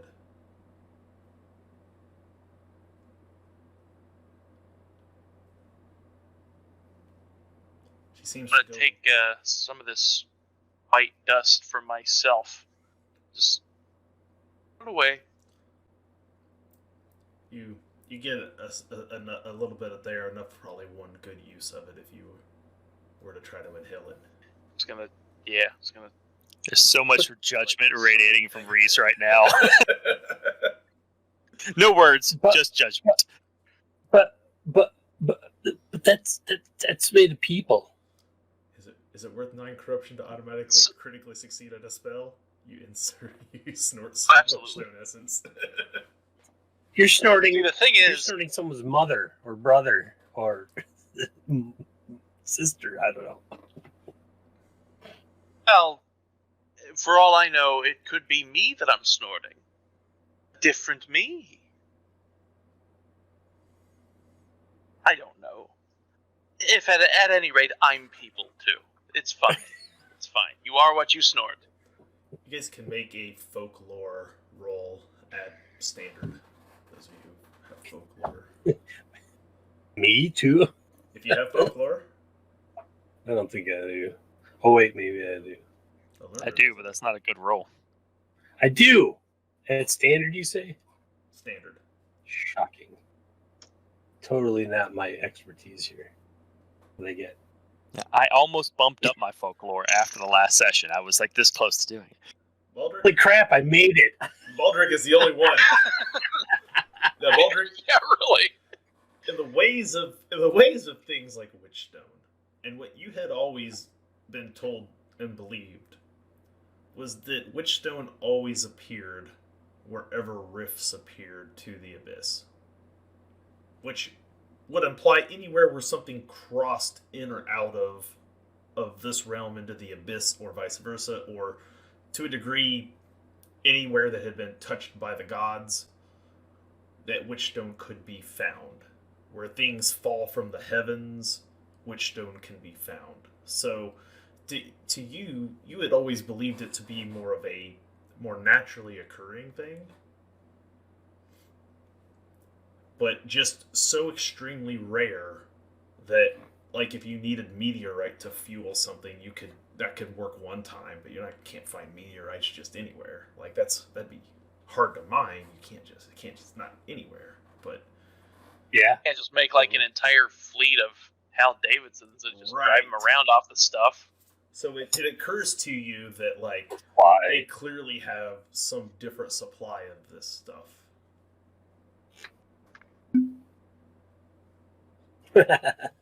We are star stuff indeed. Yep. Did we lose Debbie?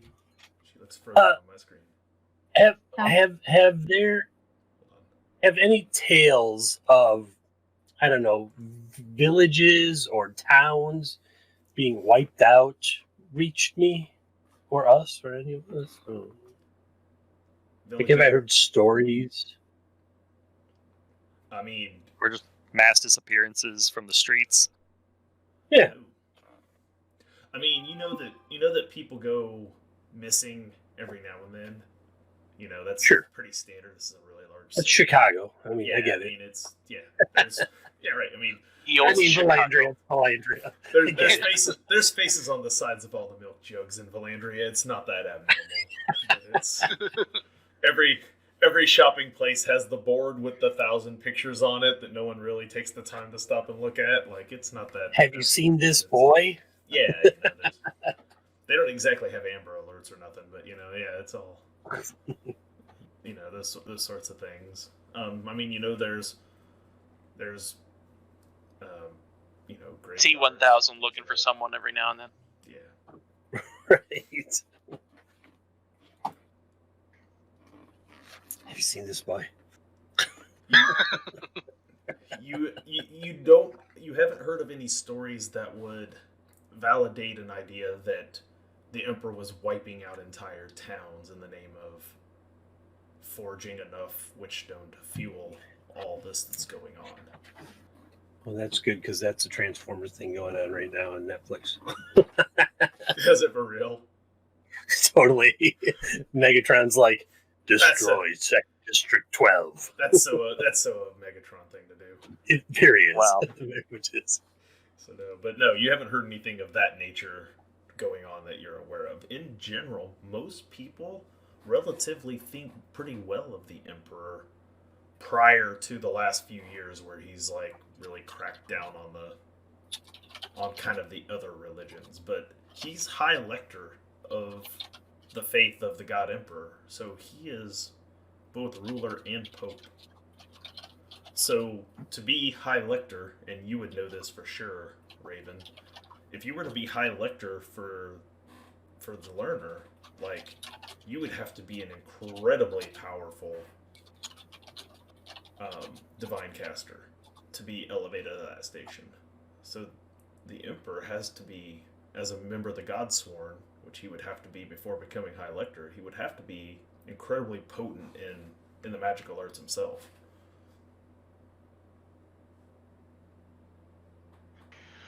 Or, that's meta knowledge. Meta knowledge of which I would not be privy.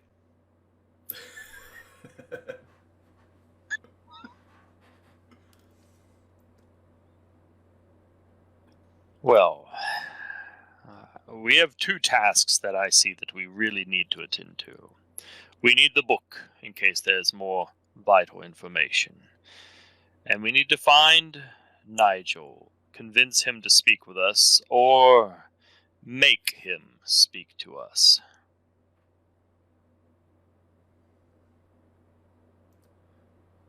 Mercutio walks back in. Have you learned what you've come to know? We haven't learned what we've come to know, but we've learned so much more in so many more areas. Truly, a miraculous seer, Zelina. Even still, she is rather tired. She will often sleep like this for days.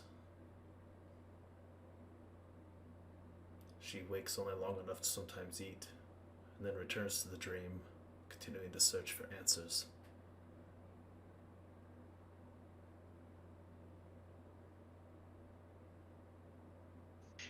If she finds such answers, could you please write such answers down and leave them in, say, a jack-o'-lantern near what used to be Jabberwocky's? Sure. If she says anything intelligible while she's in one of her states, we'll find some way to get the message to you. Appreciated. I don't know what it is that you think you're about to do. I don't know what you've come here seeking. But I hope whatever it is puts an end to all of this. One way or another, I'm certain things will come to an end. I hate to see her continue to be this way. I was so happy to get her back after the events at Treefell. But I never got my Zelina back. And I spend my days having to take care of her, while she continues to be in this state. Hopped up on Witchstone essence. Out of curiosity, what happens without the Witchstone essence? Well, she goes through terrible withdrawals. She's far more skilled in the arcane arts than I am.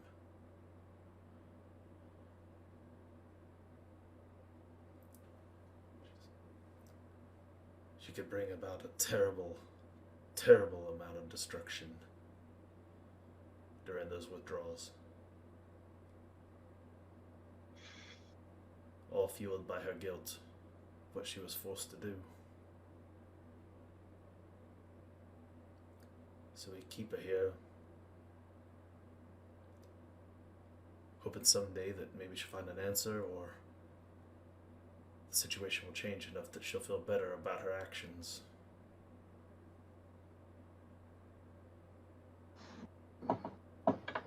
Well, we can make no promises, but the future is difficult. But we will certainly try and improve things.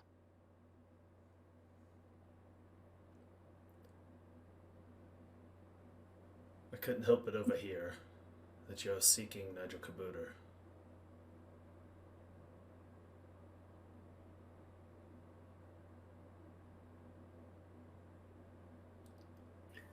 Well, he's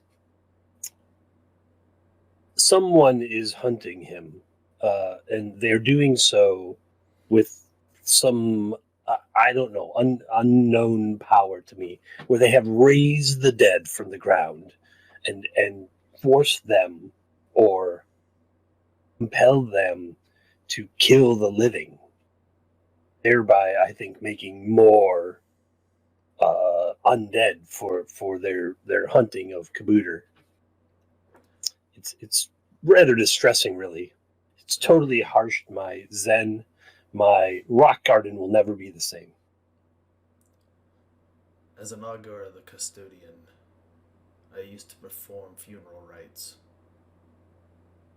with the Emperor's blessing.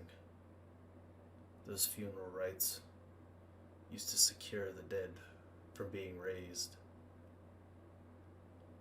Those who'd received my blessing would rest peacefully.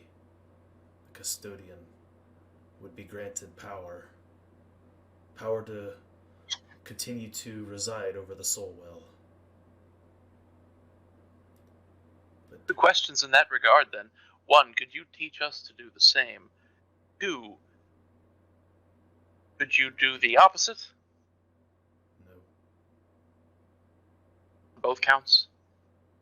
On both accounts. Shit. The custodian, while betrothed with the learner, would not grant power to those of your faith over her domain. Just as I could not share mine. Precisely. Do you know what power would be able to raise creatures such as these? It would take something far more unclean than any of the known deities. It would take the worshipping of one of the abyssal princes to probably yield such power. Perhaps one of the other daemons. Well, likely, perhaps the Prince of Decay, who's a lover of death. I have this very lovely scythe. The idea is to throw people off of my trail, you know. They see somebody with birds coming out of their bag, and it's like, oh, look, it's a harbinger of death. And it's like, no, I just really like scythes. They're neat. Well, I'm afraid there's nothing I can do for you there either.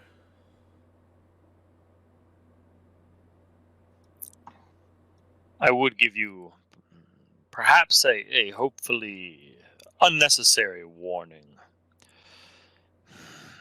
If this powerful individual is pursuing Nigel, it seems logical perhaps that they may also pursue Nigel's former companions as well.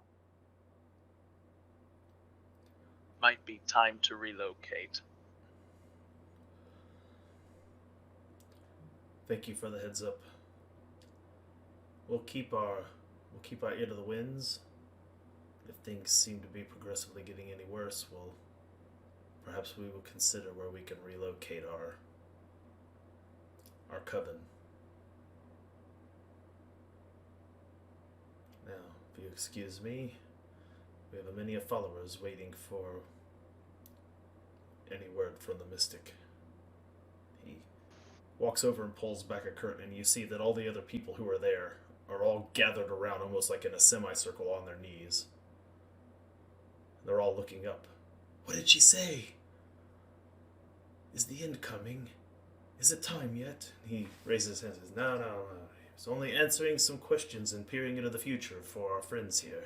They'll be on their way. They've parted with us the gift of incense. He hands out.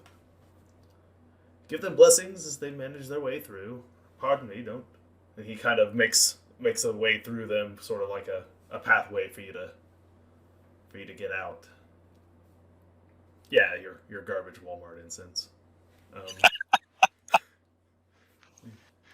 They're kind of walk sideways through the circle. You see, they all look rather disappointed that there wasn't anything for them that came from the mystic today.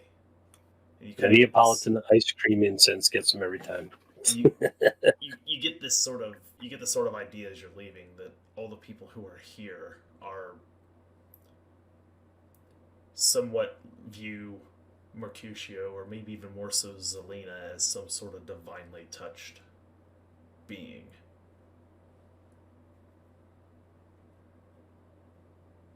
Not just some mere priest. They're like on their knees, and I'm walking through, and I'm like eye with them. And like, right. And they all kind of give you guys all kind of the weird, but like not like friendly, but obvious, like you guys are strange and not normally here. Well, they totally freak me out. They don't make any gestures or anything towards you. You know, they just let you pass through as they all kind of give you the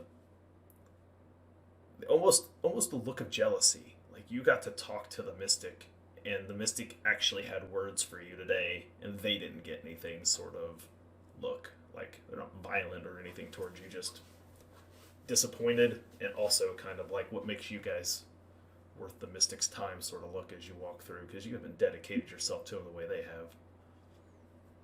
So that's the kind of look you get from the people as you walk through. Reese just tries to push his way through, hobbling with his little walking stick. You make your way through, back out there, and they let you back out into the dark alley where your rumble bustler is parked nearby. All banged up. The Mercutio takes you to the door as you're getting ready to head back out there. He says, "Now, last I heard, Nigel Kabuter was working on a project here in Vallandria. Come with the Maester. Something special. They'd called in all the greatest of engineers. I don't know what for." You know where? The Emperor's palace. Ah, Seems to be the answer every time. I think it's time we just storm the damn place. I'm sorry. I shouldn't be mentioning anything stupid around you. Now, sort of away from Mercutio. He closes the big heavy door thing behind you. As soon as the door is closed, I think we should just storm the damn palace. The four of us. What if we use subterfuge to eavesdrop on the meeting? Suppose I could turn into a bird, assuming my hair stays put.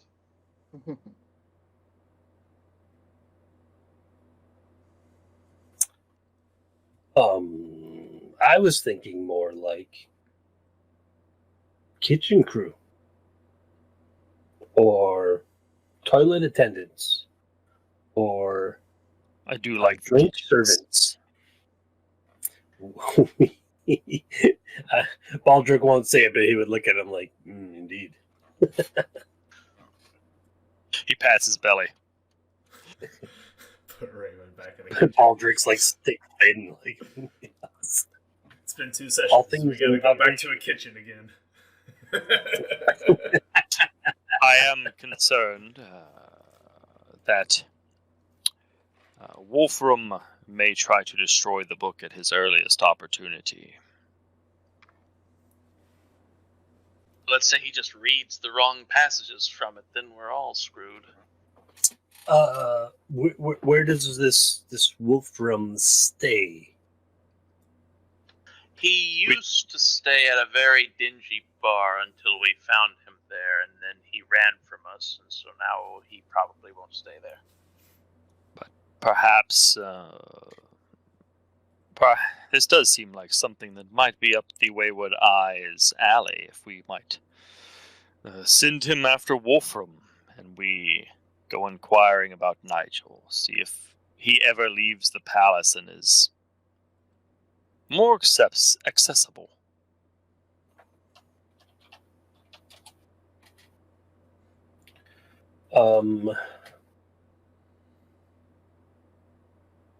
Perhaps I could put out some feelers in the old military crew to see if we can gain some information that might be of use to us.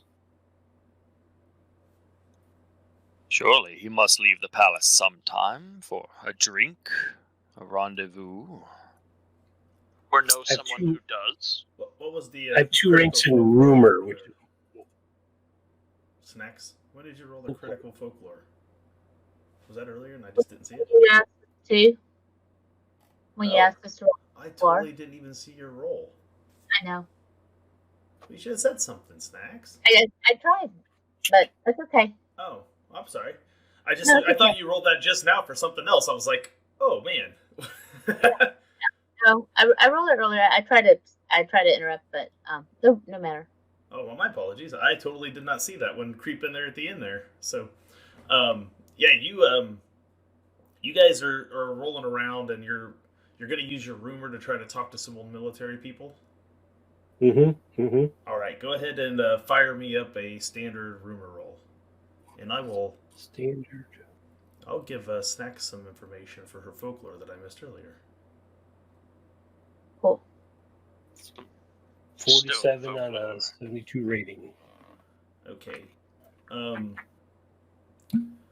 You put out some rumor, or you seek for some rumors from some old military friends of yours that you know are stationed here in Vallandria, and you're able to track a few of them down. And what you learn is that there's some sort of heavy military operation or some sort of heavy military weapon that's being designed in the Emperor's Palace.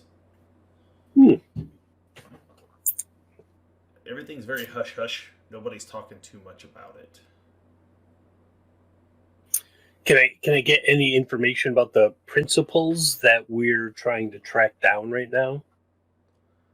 The principles that you're trying to track down right now, you know that it's a very large engineering feat, and that it's you're being told that it is. Someone referred to it as a mothership. Okay.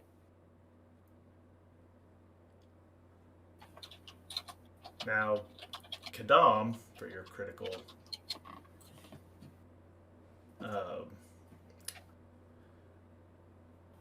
you would know, in regards to Witchstone formation, that it would take some astronomical means to create enough to power everything that's going on in Vallandria. It is nearly impossible that they could be killing enough people for this to be the case. Your old Viking folklore about how these things come to be is that it would have to be some sort of demon presence. They are the only beings capable of producing it at that level. There is nothing in your guys's folklore history that ever suggests that the gods ever handed down Witchstone. It's nearly unheard of. It's a corrupting presence. Just being around it is believed to be able to taint your soul, let alone imbibing it or ingesting it or infusing it in any way. That's why it's not used in the learner's practices or even in some wings of the custodian practices. But from what you understand from folklore is that it is synonymous with the presence of demonic activity. But in order for it to, but you would still have to have the resource to produce the amount of Witchstone that is there. And so Sigrid says, I have some concerns that if they're trying to build a mothership, does that mean something that's larger and more capable than the Zeppelins they're currently using? And they're going to need more Witchstone to power that mothership? Is this town also in danger, or what? Strong consternation. Though hard to comprehend. I don't know what a mothership is, but taking the word mother and attaching ship to it, is it some sort of ship that gives birth to other ships? Well, is it a ship that could contain the smaller ships? I mean, is it a ship that could one that would contain the Zeppelins within, or some other? Oh, I see. Some Perhaps. giant city, floating city. A floating city is what you're saying. Yes. Yes. Seems difficult to conceptualize how they would conceal such a thing in a palace. If it's truly, I mean, these Zeppelins themselves, the airships are immense already. Well, where are From where are the airships built? Where are they constructed? There is a large hangar at the palace where Zeppelins are currently constructed.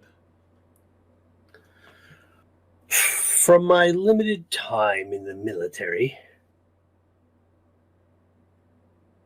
a structure as large as a city that could fly over any realm unhindered and be so large that Zeppelins could not damage it would be a huge offensive and defensive strategic platform with which one could wage war across the realms.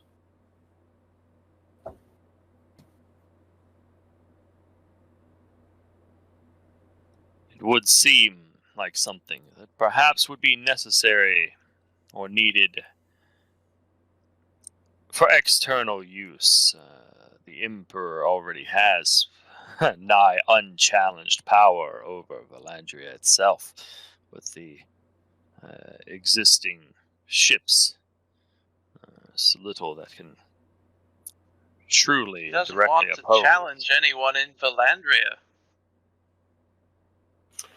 What's the next region over that's not part of the Empire?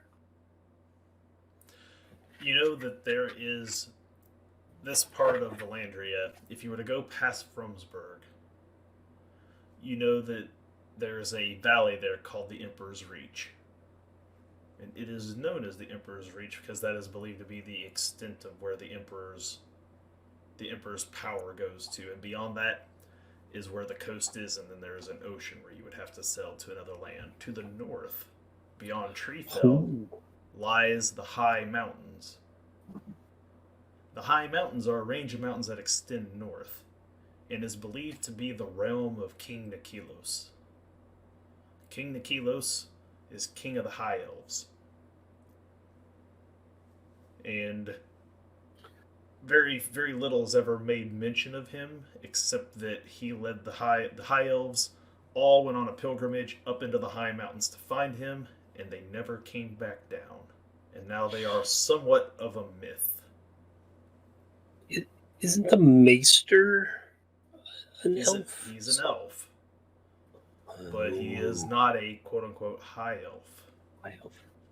The High Elves are a particular band of elf. They're not a sub-race like in D&D. They're just a sect of elves that live up on high mountains, because those mountains are incredibly jagged, rocky, and high elevation.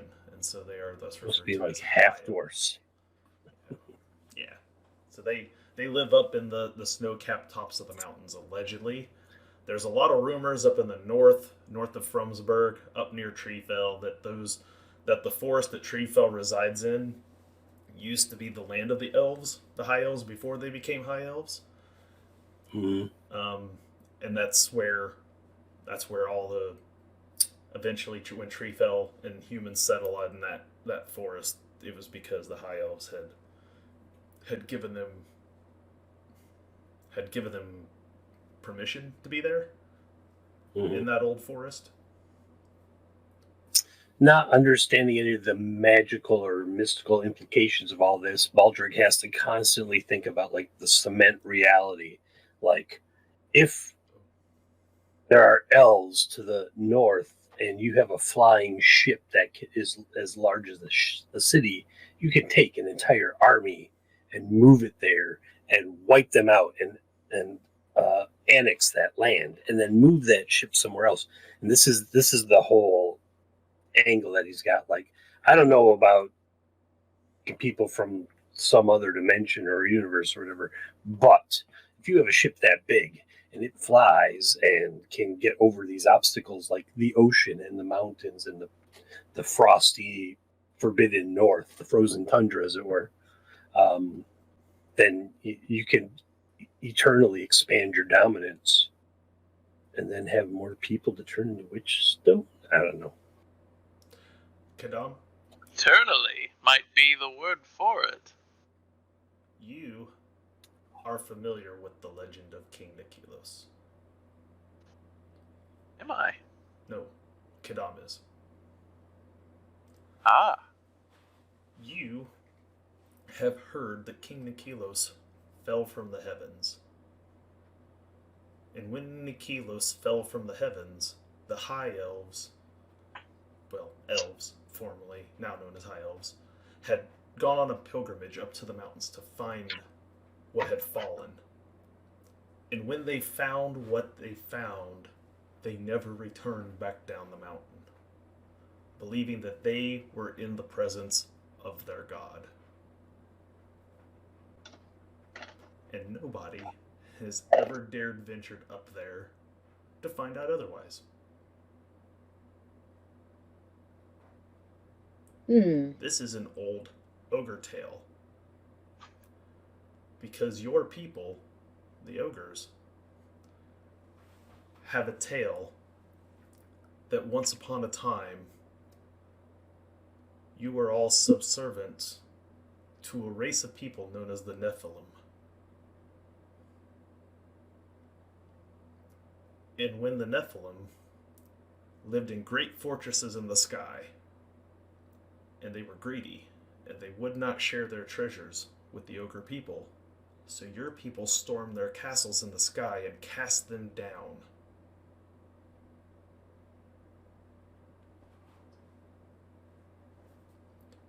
And so to your people, King Nikilos was just a Nephilim cast down by the ogres.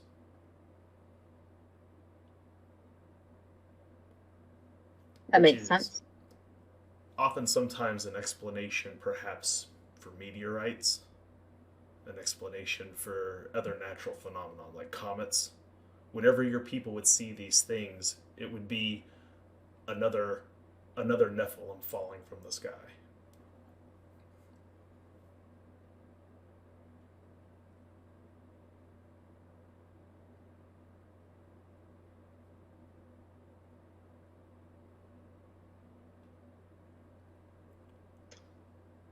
Interesting. So so I think this is something that Sigrid is going to share with the rest of the party and talk about this as well. I do think Sigrid does agree with Reese that time is of the essence in regards to recovering the book. Just because it was difficult enough to find, well, a little difficult. Not so difficult to find.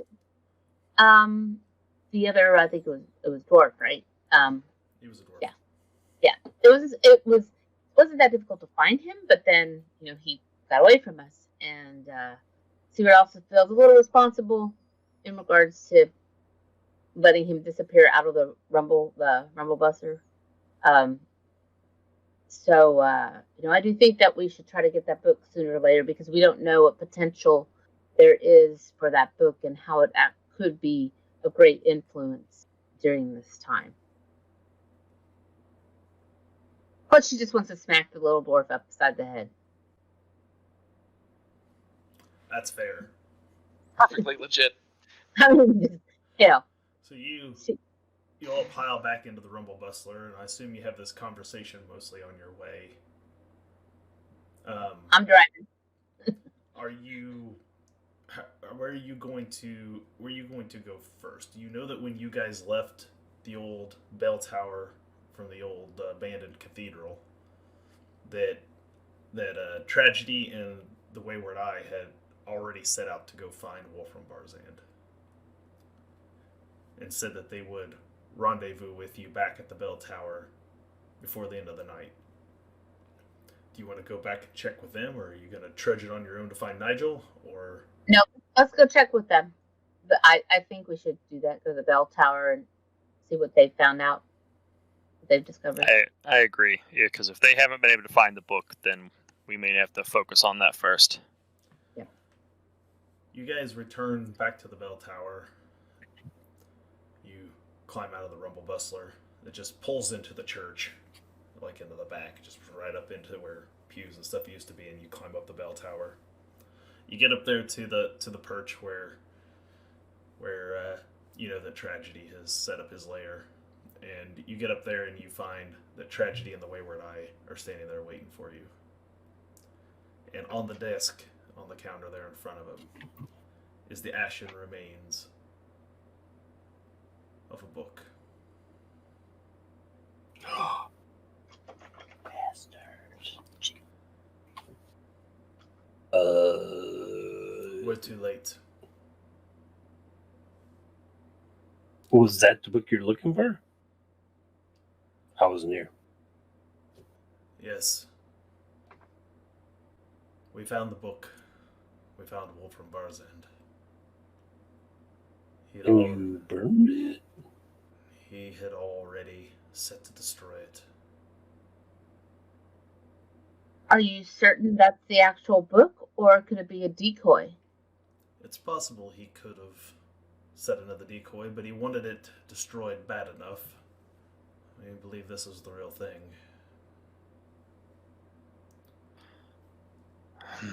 So what happened to Varzand?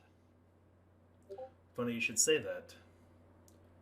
A Zeppelin, directed by the Dragoon, Asher Williams. Another set of Golem enforcers. Tracked the dwarf down. Took him.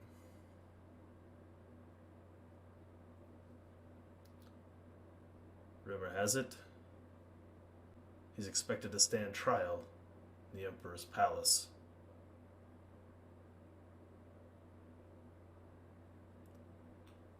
If found guilty as a heretic, Wolfram Barzand will be put to death.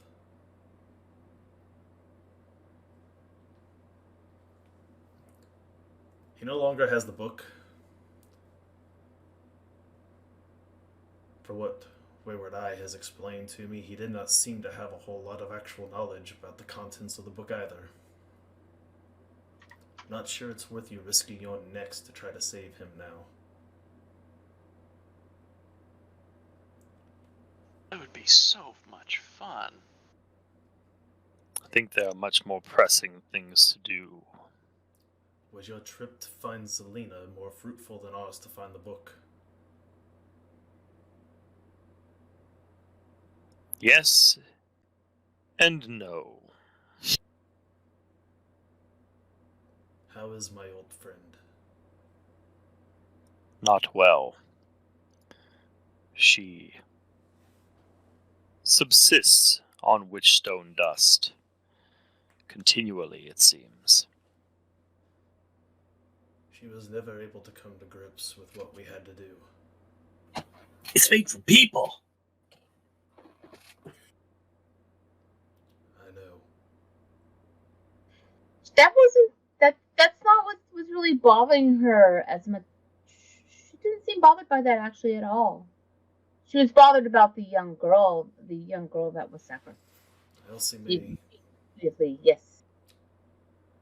Yes, what is the deal with this Stanzi, I believe her name was? Stancy. She was a little girl, 9 years old, from Treefell. Father was captain of the guard. Mother was a servant. Was there anything particularly special about her? Yes. Yes, there was something special about her. Her mother, well, it's convoluted, but her grandfather was a grave robber. He had, from Treefell, he had rob some valuable jewels from a few of the corpses he was supposed to bury. He'd wanted to run off with Elsie's grandmother, a woman named Alice. But Alice's father, Jessup, the founder of Treefell, who had forged the agreement with King Nikilos and the High Elves, he did not wish for his daughter to run off with some thief. So he had the grave robbers slain in the rivers. They buried his body across the river on High Elf lands, too close to the temple. Came back as a ghost, haunted Treefell. That's where me and my compatriots, Nigel and Nadia, those of us, we were out to rid Treefell of the ghost when we discovered the temple. That ghost was the herald for the Light Eater. It was helping bring it to the world. It was the blood of the grave robber that was in the veins of the young girl, and that is why she had to be sacrificed to seal the temple. He's related to King Nikilos. No.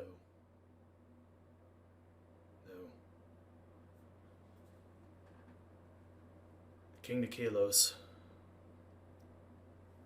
resides in High Mountain just beyond Treefell. This is what the old man told us, Jessup Dappermore. Jessup Dappermore is now dead. Has been for some time.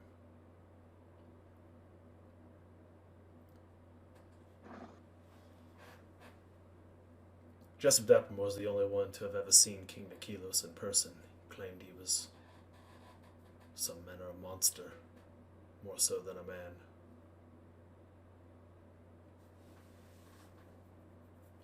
None of us ever saw an elf the entire time we were there.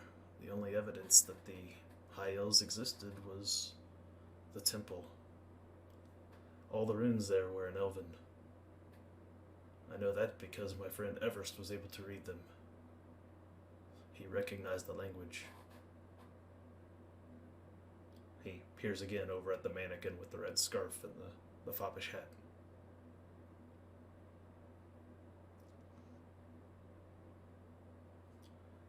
We believe that temple to be an abandoned one, formerly to the custodian. Perhaps before they went up the mountain to worship Nikilos, they had once worshipped the custodian there. When it was abandoned, it was taken over by the Wretched One. We removed the Wretched One. We stopped the Light Eater. We thought we had done everything that was needed. But to break the cycle, it would require the blood of the grave robber, whose murder in the rivers there at Treefell had empowered this whole thing to begin with. That was when those strange beings arrived, insisted that the girl had to be slain. Zelina took it as a sign from the custodian and did so. Me and Everest had already considered that perhaps it was the right thing to do.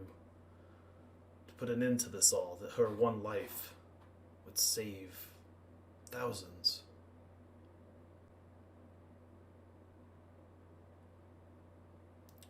Seems that perhaps it did not.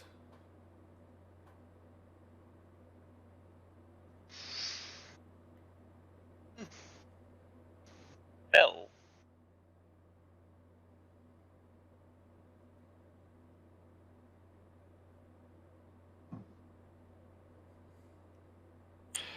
She did at least tell us that Nigel is in the city, working for the Emperor on a particularly sizable project, some sort of giant war machine. Nigel was a tinkerer in his spare time. When I first met him, he owned a shop in Huttenberg. Come from a line of metronomes before he took up the sword in Fromsburg. His parents were tinkerers before him. He was very good at the minute, small details needed. When I fled the temple, Nigel was still, well, no puns intended, my halfling friend, but he was over his head in combat with skeletons, the ghost of the grave robber. I lost track of him. Combat with skeletons.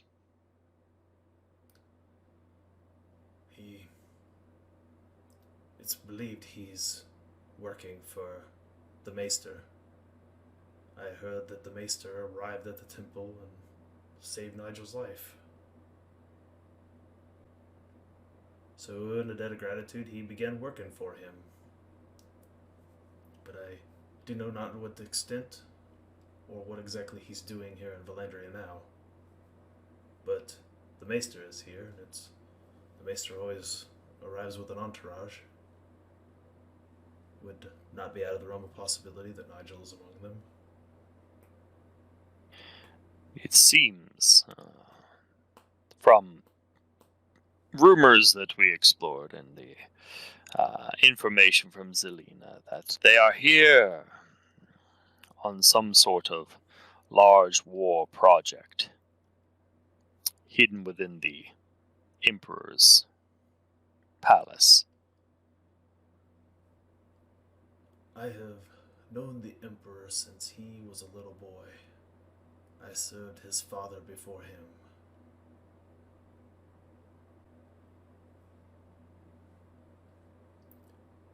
He has always feared death. As a human, he never could come to terms with his own mortality.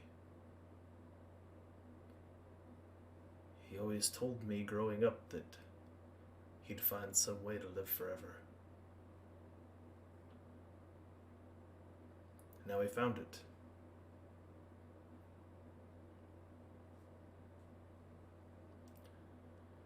Everything he's done has been to solidify his own immortality.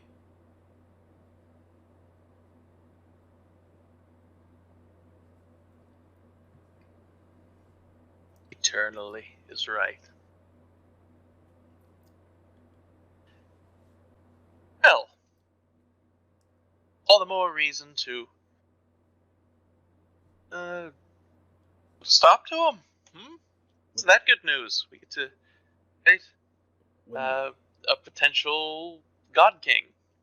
When the Orcs' hordes rose up 60 years ago, the Emperor commissioned siege equipment to be forged in Huttenberg from the lumber in Treefell. That was under direction and advisement from the Maester Brava von Helfrich, claimed to have seen the calamity coming in his visions. If there is an undead army marching towards Vallandria, and if there is a large-scale military project happening within the palace walls, it is quite possible that the Maester has seen something else coming this way. And these preparations are beginning for a conflict that the rest of us are all just now becoming made aware of. Unless it is simply a more broad grab for power. I do wonder if there are other things that may not be true, but which seem to be true. Zelina suggested that these worms came perhaps from a demon. But if that were the case, why are they now in Huttenberg? Logic suggests that either there is a demon presence once again. Or it's an excuse to close off Huttenberg. I wouldn't put either past the Maester.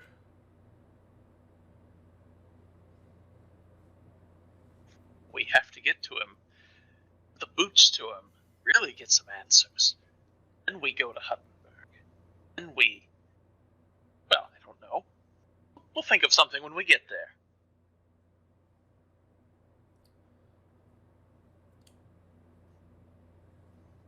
So many pieces are moving all at once. It's hard to find the pattern. But it's there. And once we find it, we'll disrupt it, and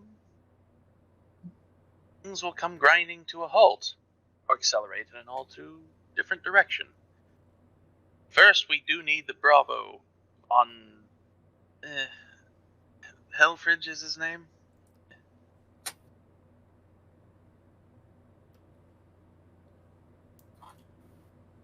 To do that, you're going to have to infiltrate deep into the palace itself, to the very court of the Emperor.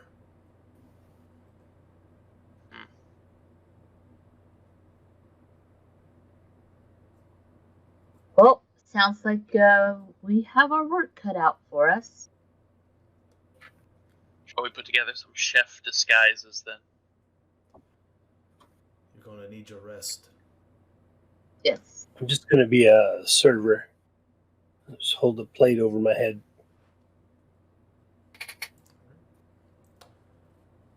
And with that, that's where we'll wrap for the night. Mm-hmm. As the Vigilantes gather at the bell tower and come to the realization that they are going to have to go on a very, very, very, very covert operation to try to gain audience with Maester Bravo von Helfrich. And that is where we will resume next game. So quick outros, Horribly. since the intros got so heavily botched up by some repeating audio. Daniel, Repeating tell audio. everyone again who Repeating you audio. are, and tell everyone who you are, where they can find you once again. All right, thank you. I'm Daniel, also known as Velik. You can catch me on Twitter at Xenoduck and twitch.tv/abductedgaming, where this Wednesday, I'm having my tabletop role-playing podcast, Mask and Mimicry, at 6 p.m. Pacific time. We're going to be talking about different types of customizations, quirks, and things you can do to your characters to boost roleplay. Oh, fantastic. Sounds delightful. Jake? I'm Jake with the Defenders of Cobalt. You can catch us twitch.tv/Defenders of Cobalt, or just Cobalt Defenders on Twitter. There you'll see whenever we go live or whenever we come up with a new schedule, which is sometimes helter-skelter. All right. Christopher? I am one half of Two Old Guys Games. You can find us at 2oggames.com, Drive-Thru RPG, and of course, Goodman Games official web store. You can find me Monday, Wednesday, Friday, noon to 2, on all the RPGs here on Twitch, where I do my weekly one-page adventure. I start from scratch, build a map, create encounters, put it in InDesign, and then I drop it on my subscribers or people that have bought in. All of them will go to Pay What You Want within the month. And then Wednesday night at 9 p.m., we have Star Crawl, our DCC in space adventure, which is just entering Chapter 2 and has been super weird. A whole bunch of stuff going on that you don't expect to see in space. But Debbie could probably tell you how that's been going. DCC is weird. Space is weird. DCC in space, super weird. So that's all crazy. you got to know about that. All right, Debbie? Yeah. So as Christopher said, you can find me on Wednesday nights on all the RPGs. So doing Star Crawl this week, and then the other week we do Pirates. Drinking all the rum. Thursday nights, Monster of the Week on Brendan's channel. And then Saturday, every other Saturday. So actually, this coming Saturday, you can find me on Homebrew Roleplay for the World of Karen. Game, really nice homebrew game as well. Just like this one is Vigilantes of Vallandria that I'm enjoying very much. So, right. Yeah. And on my own channel, I just haven't gotten the content out. So but follow me. If I get enough, I'll put some content out.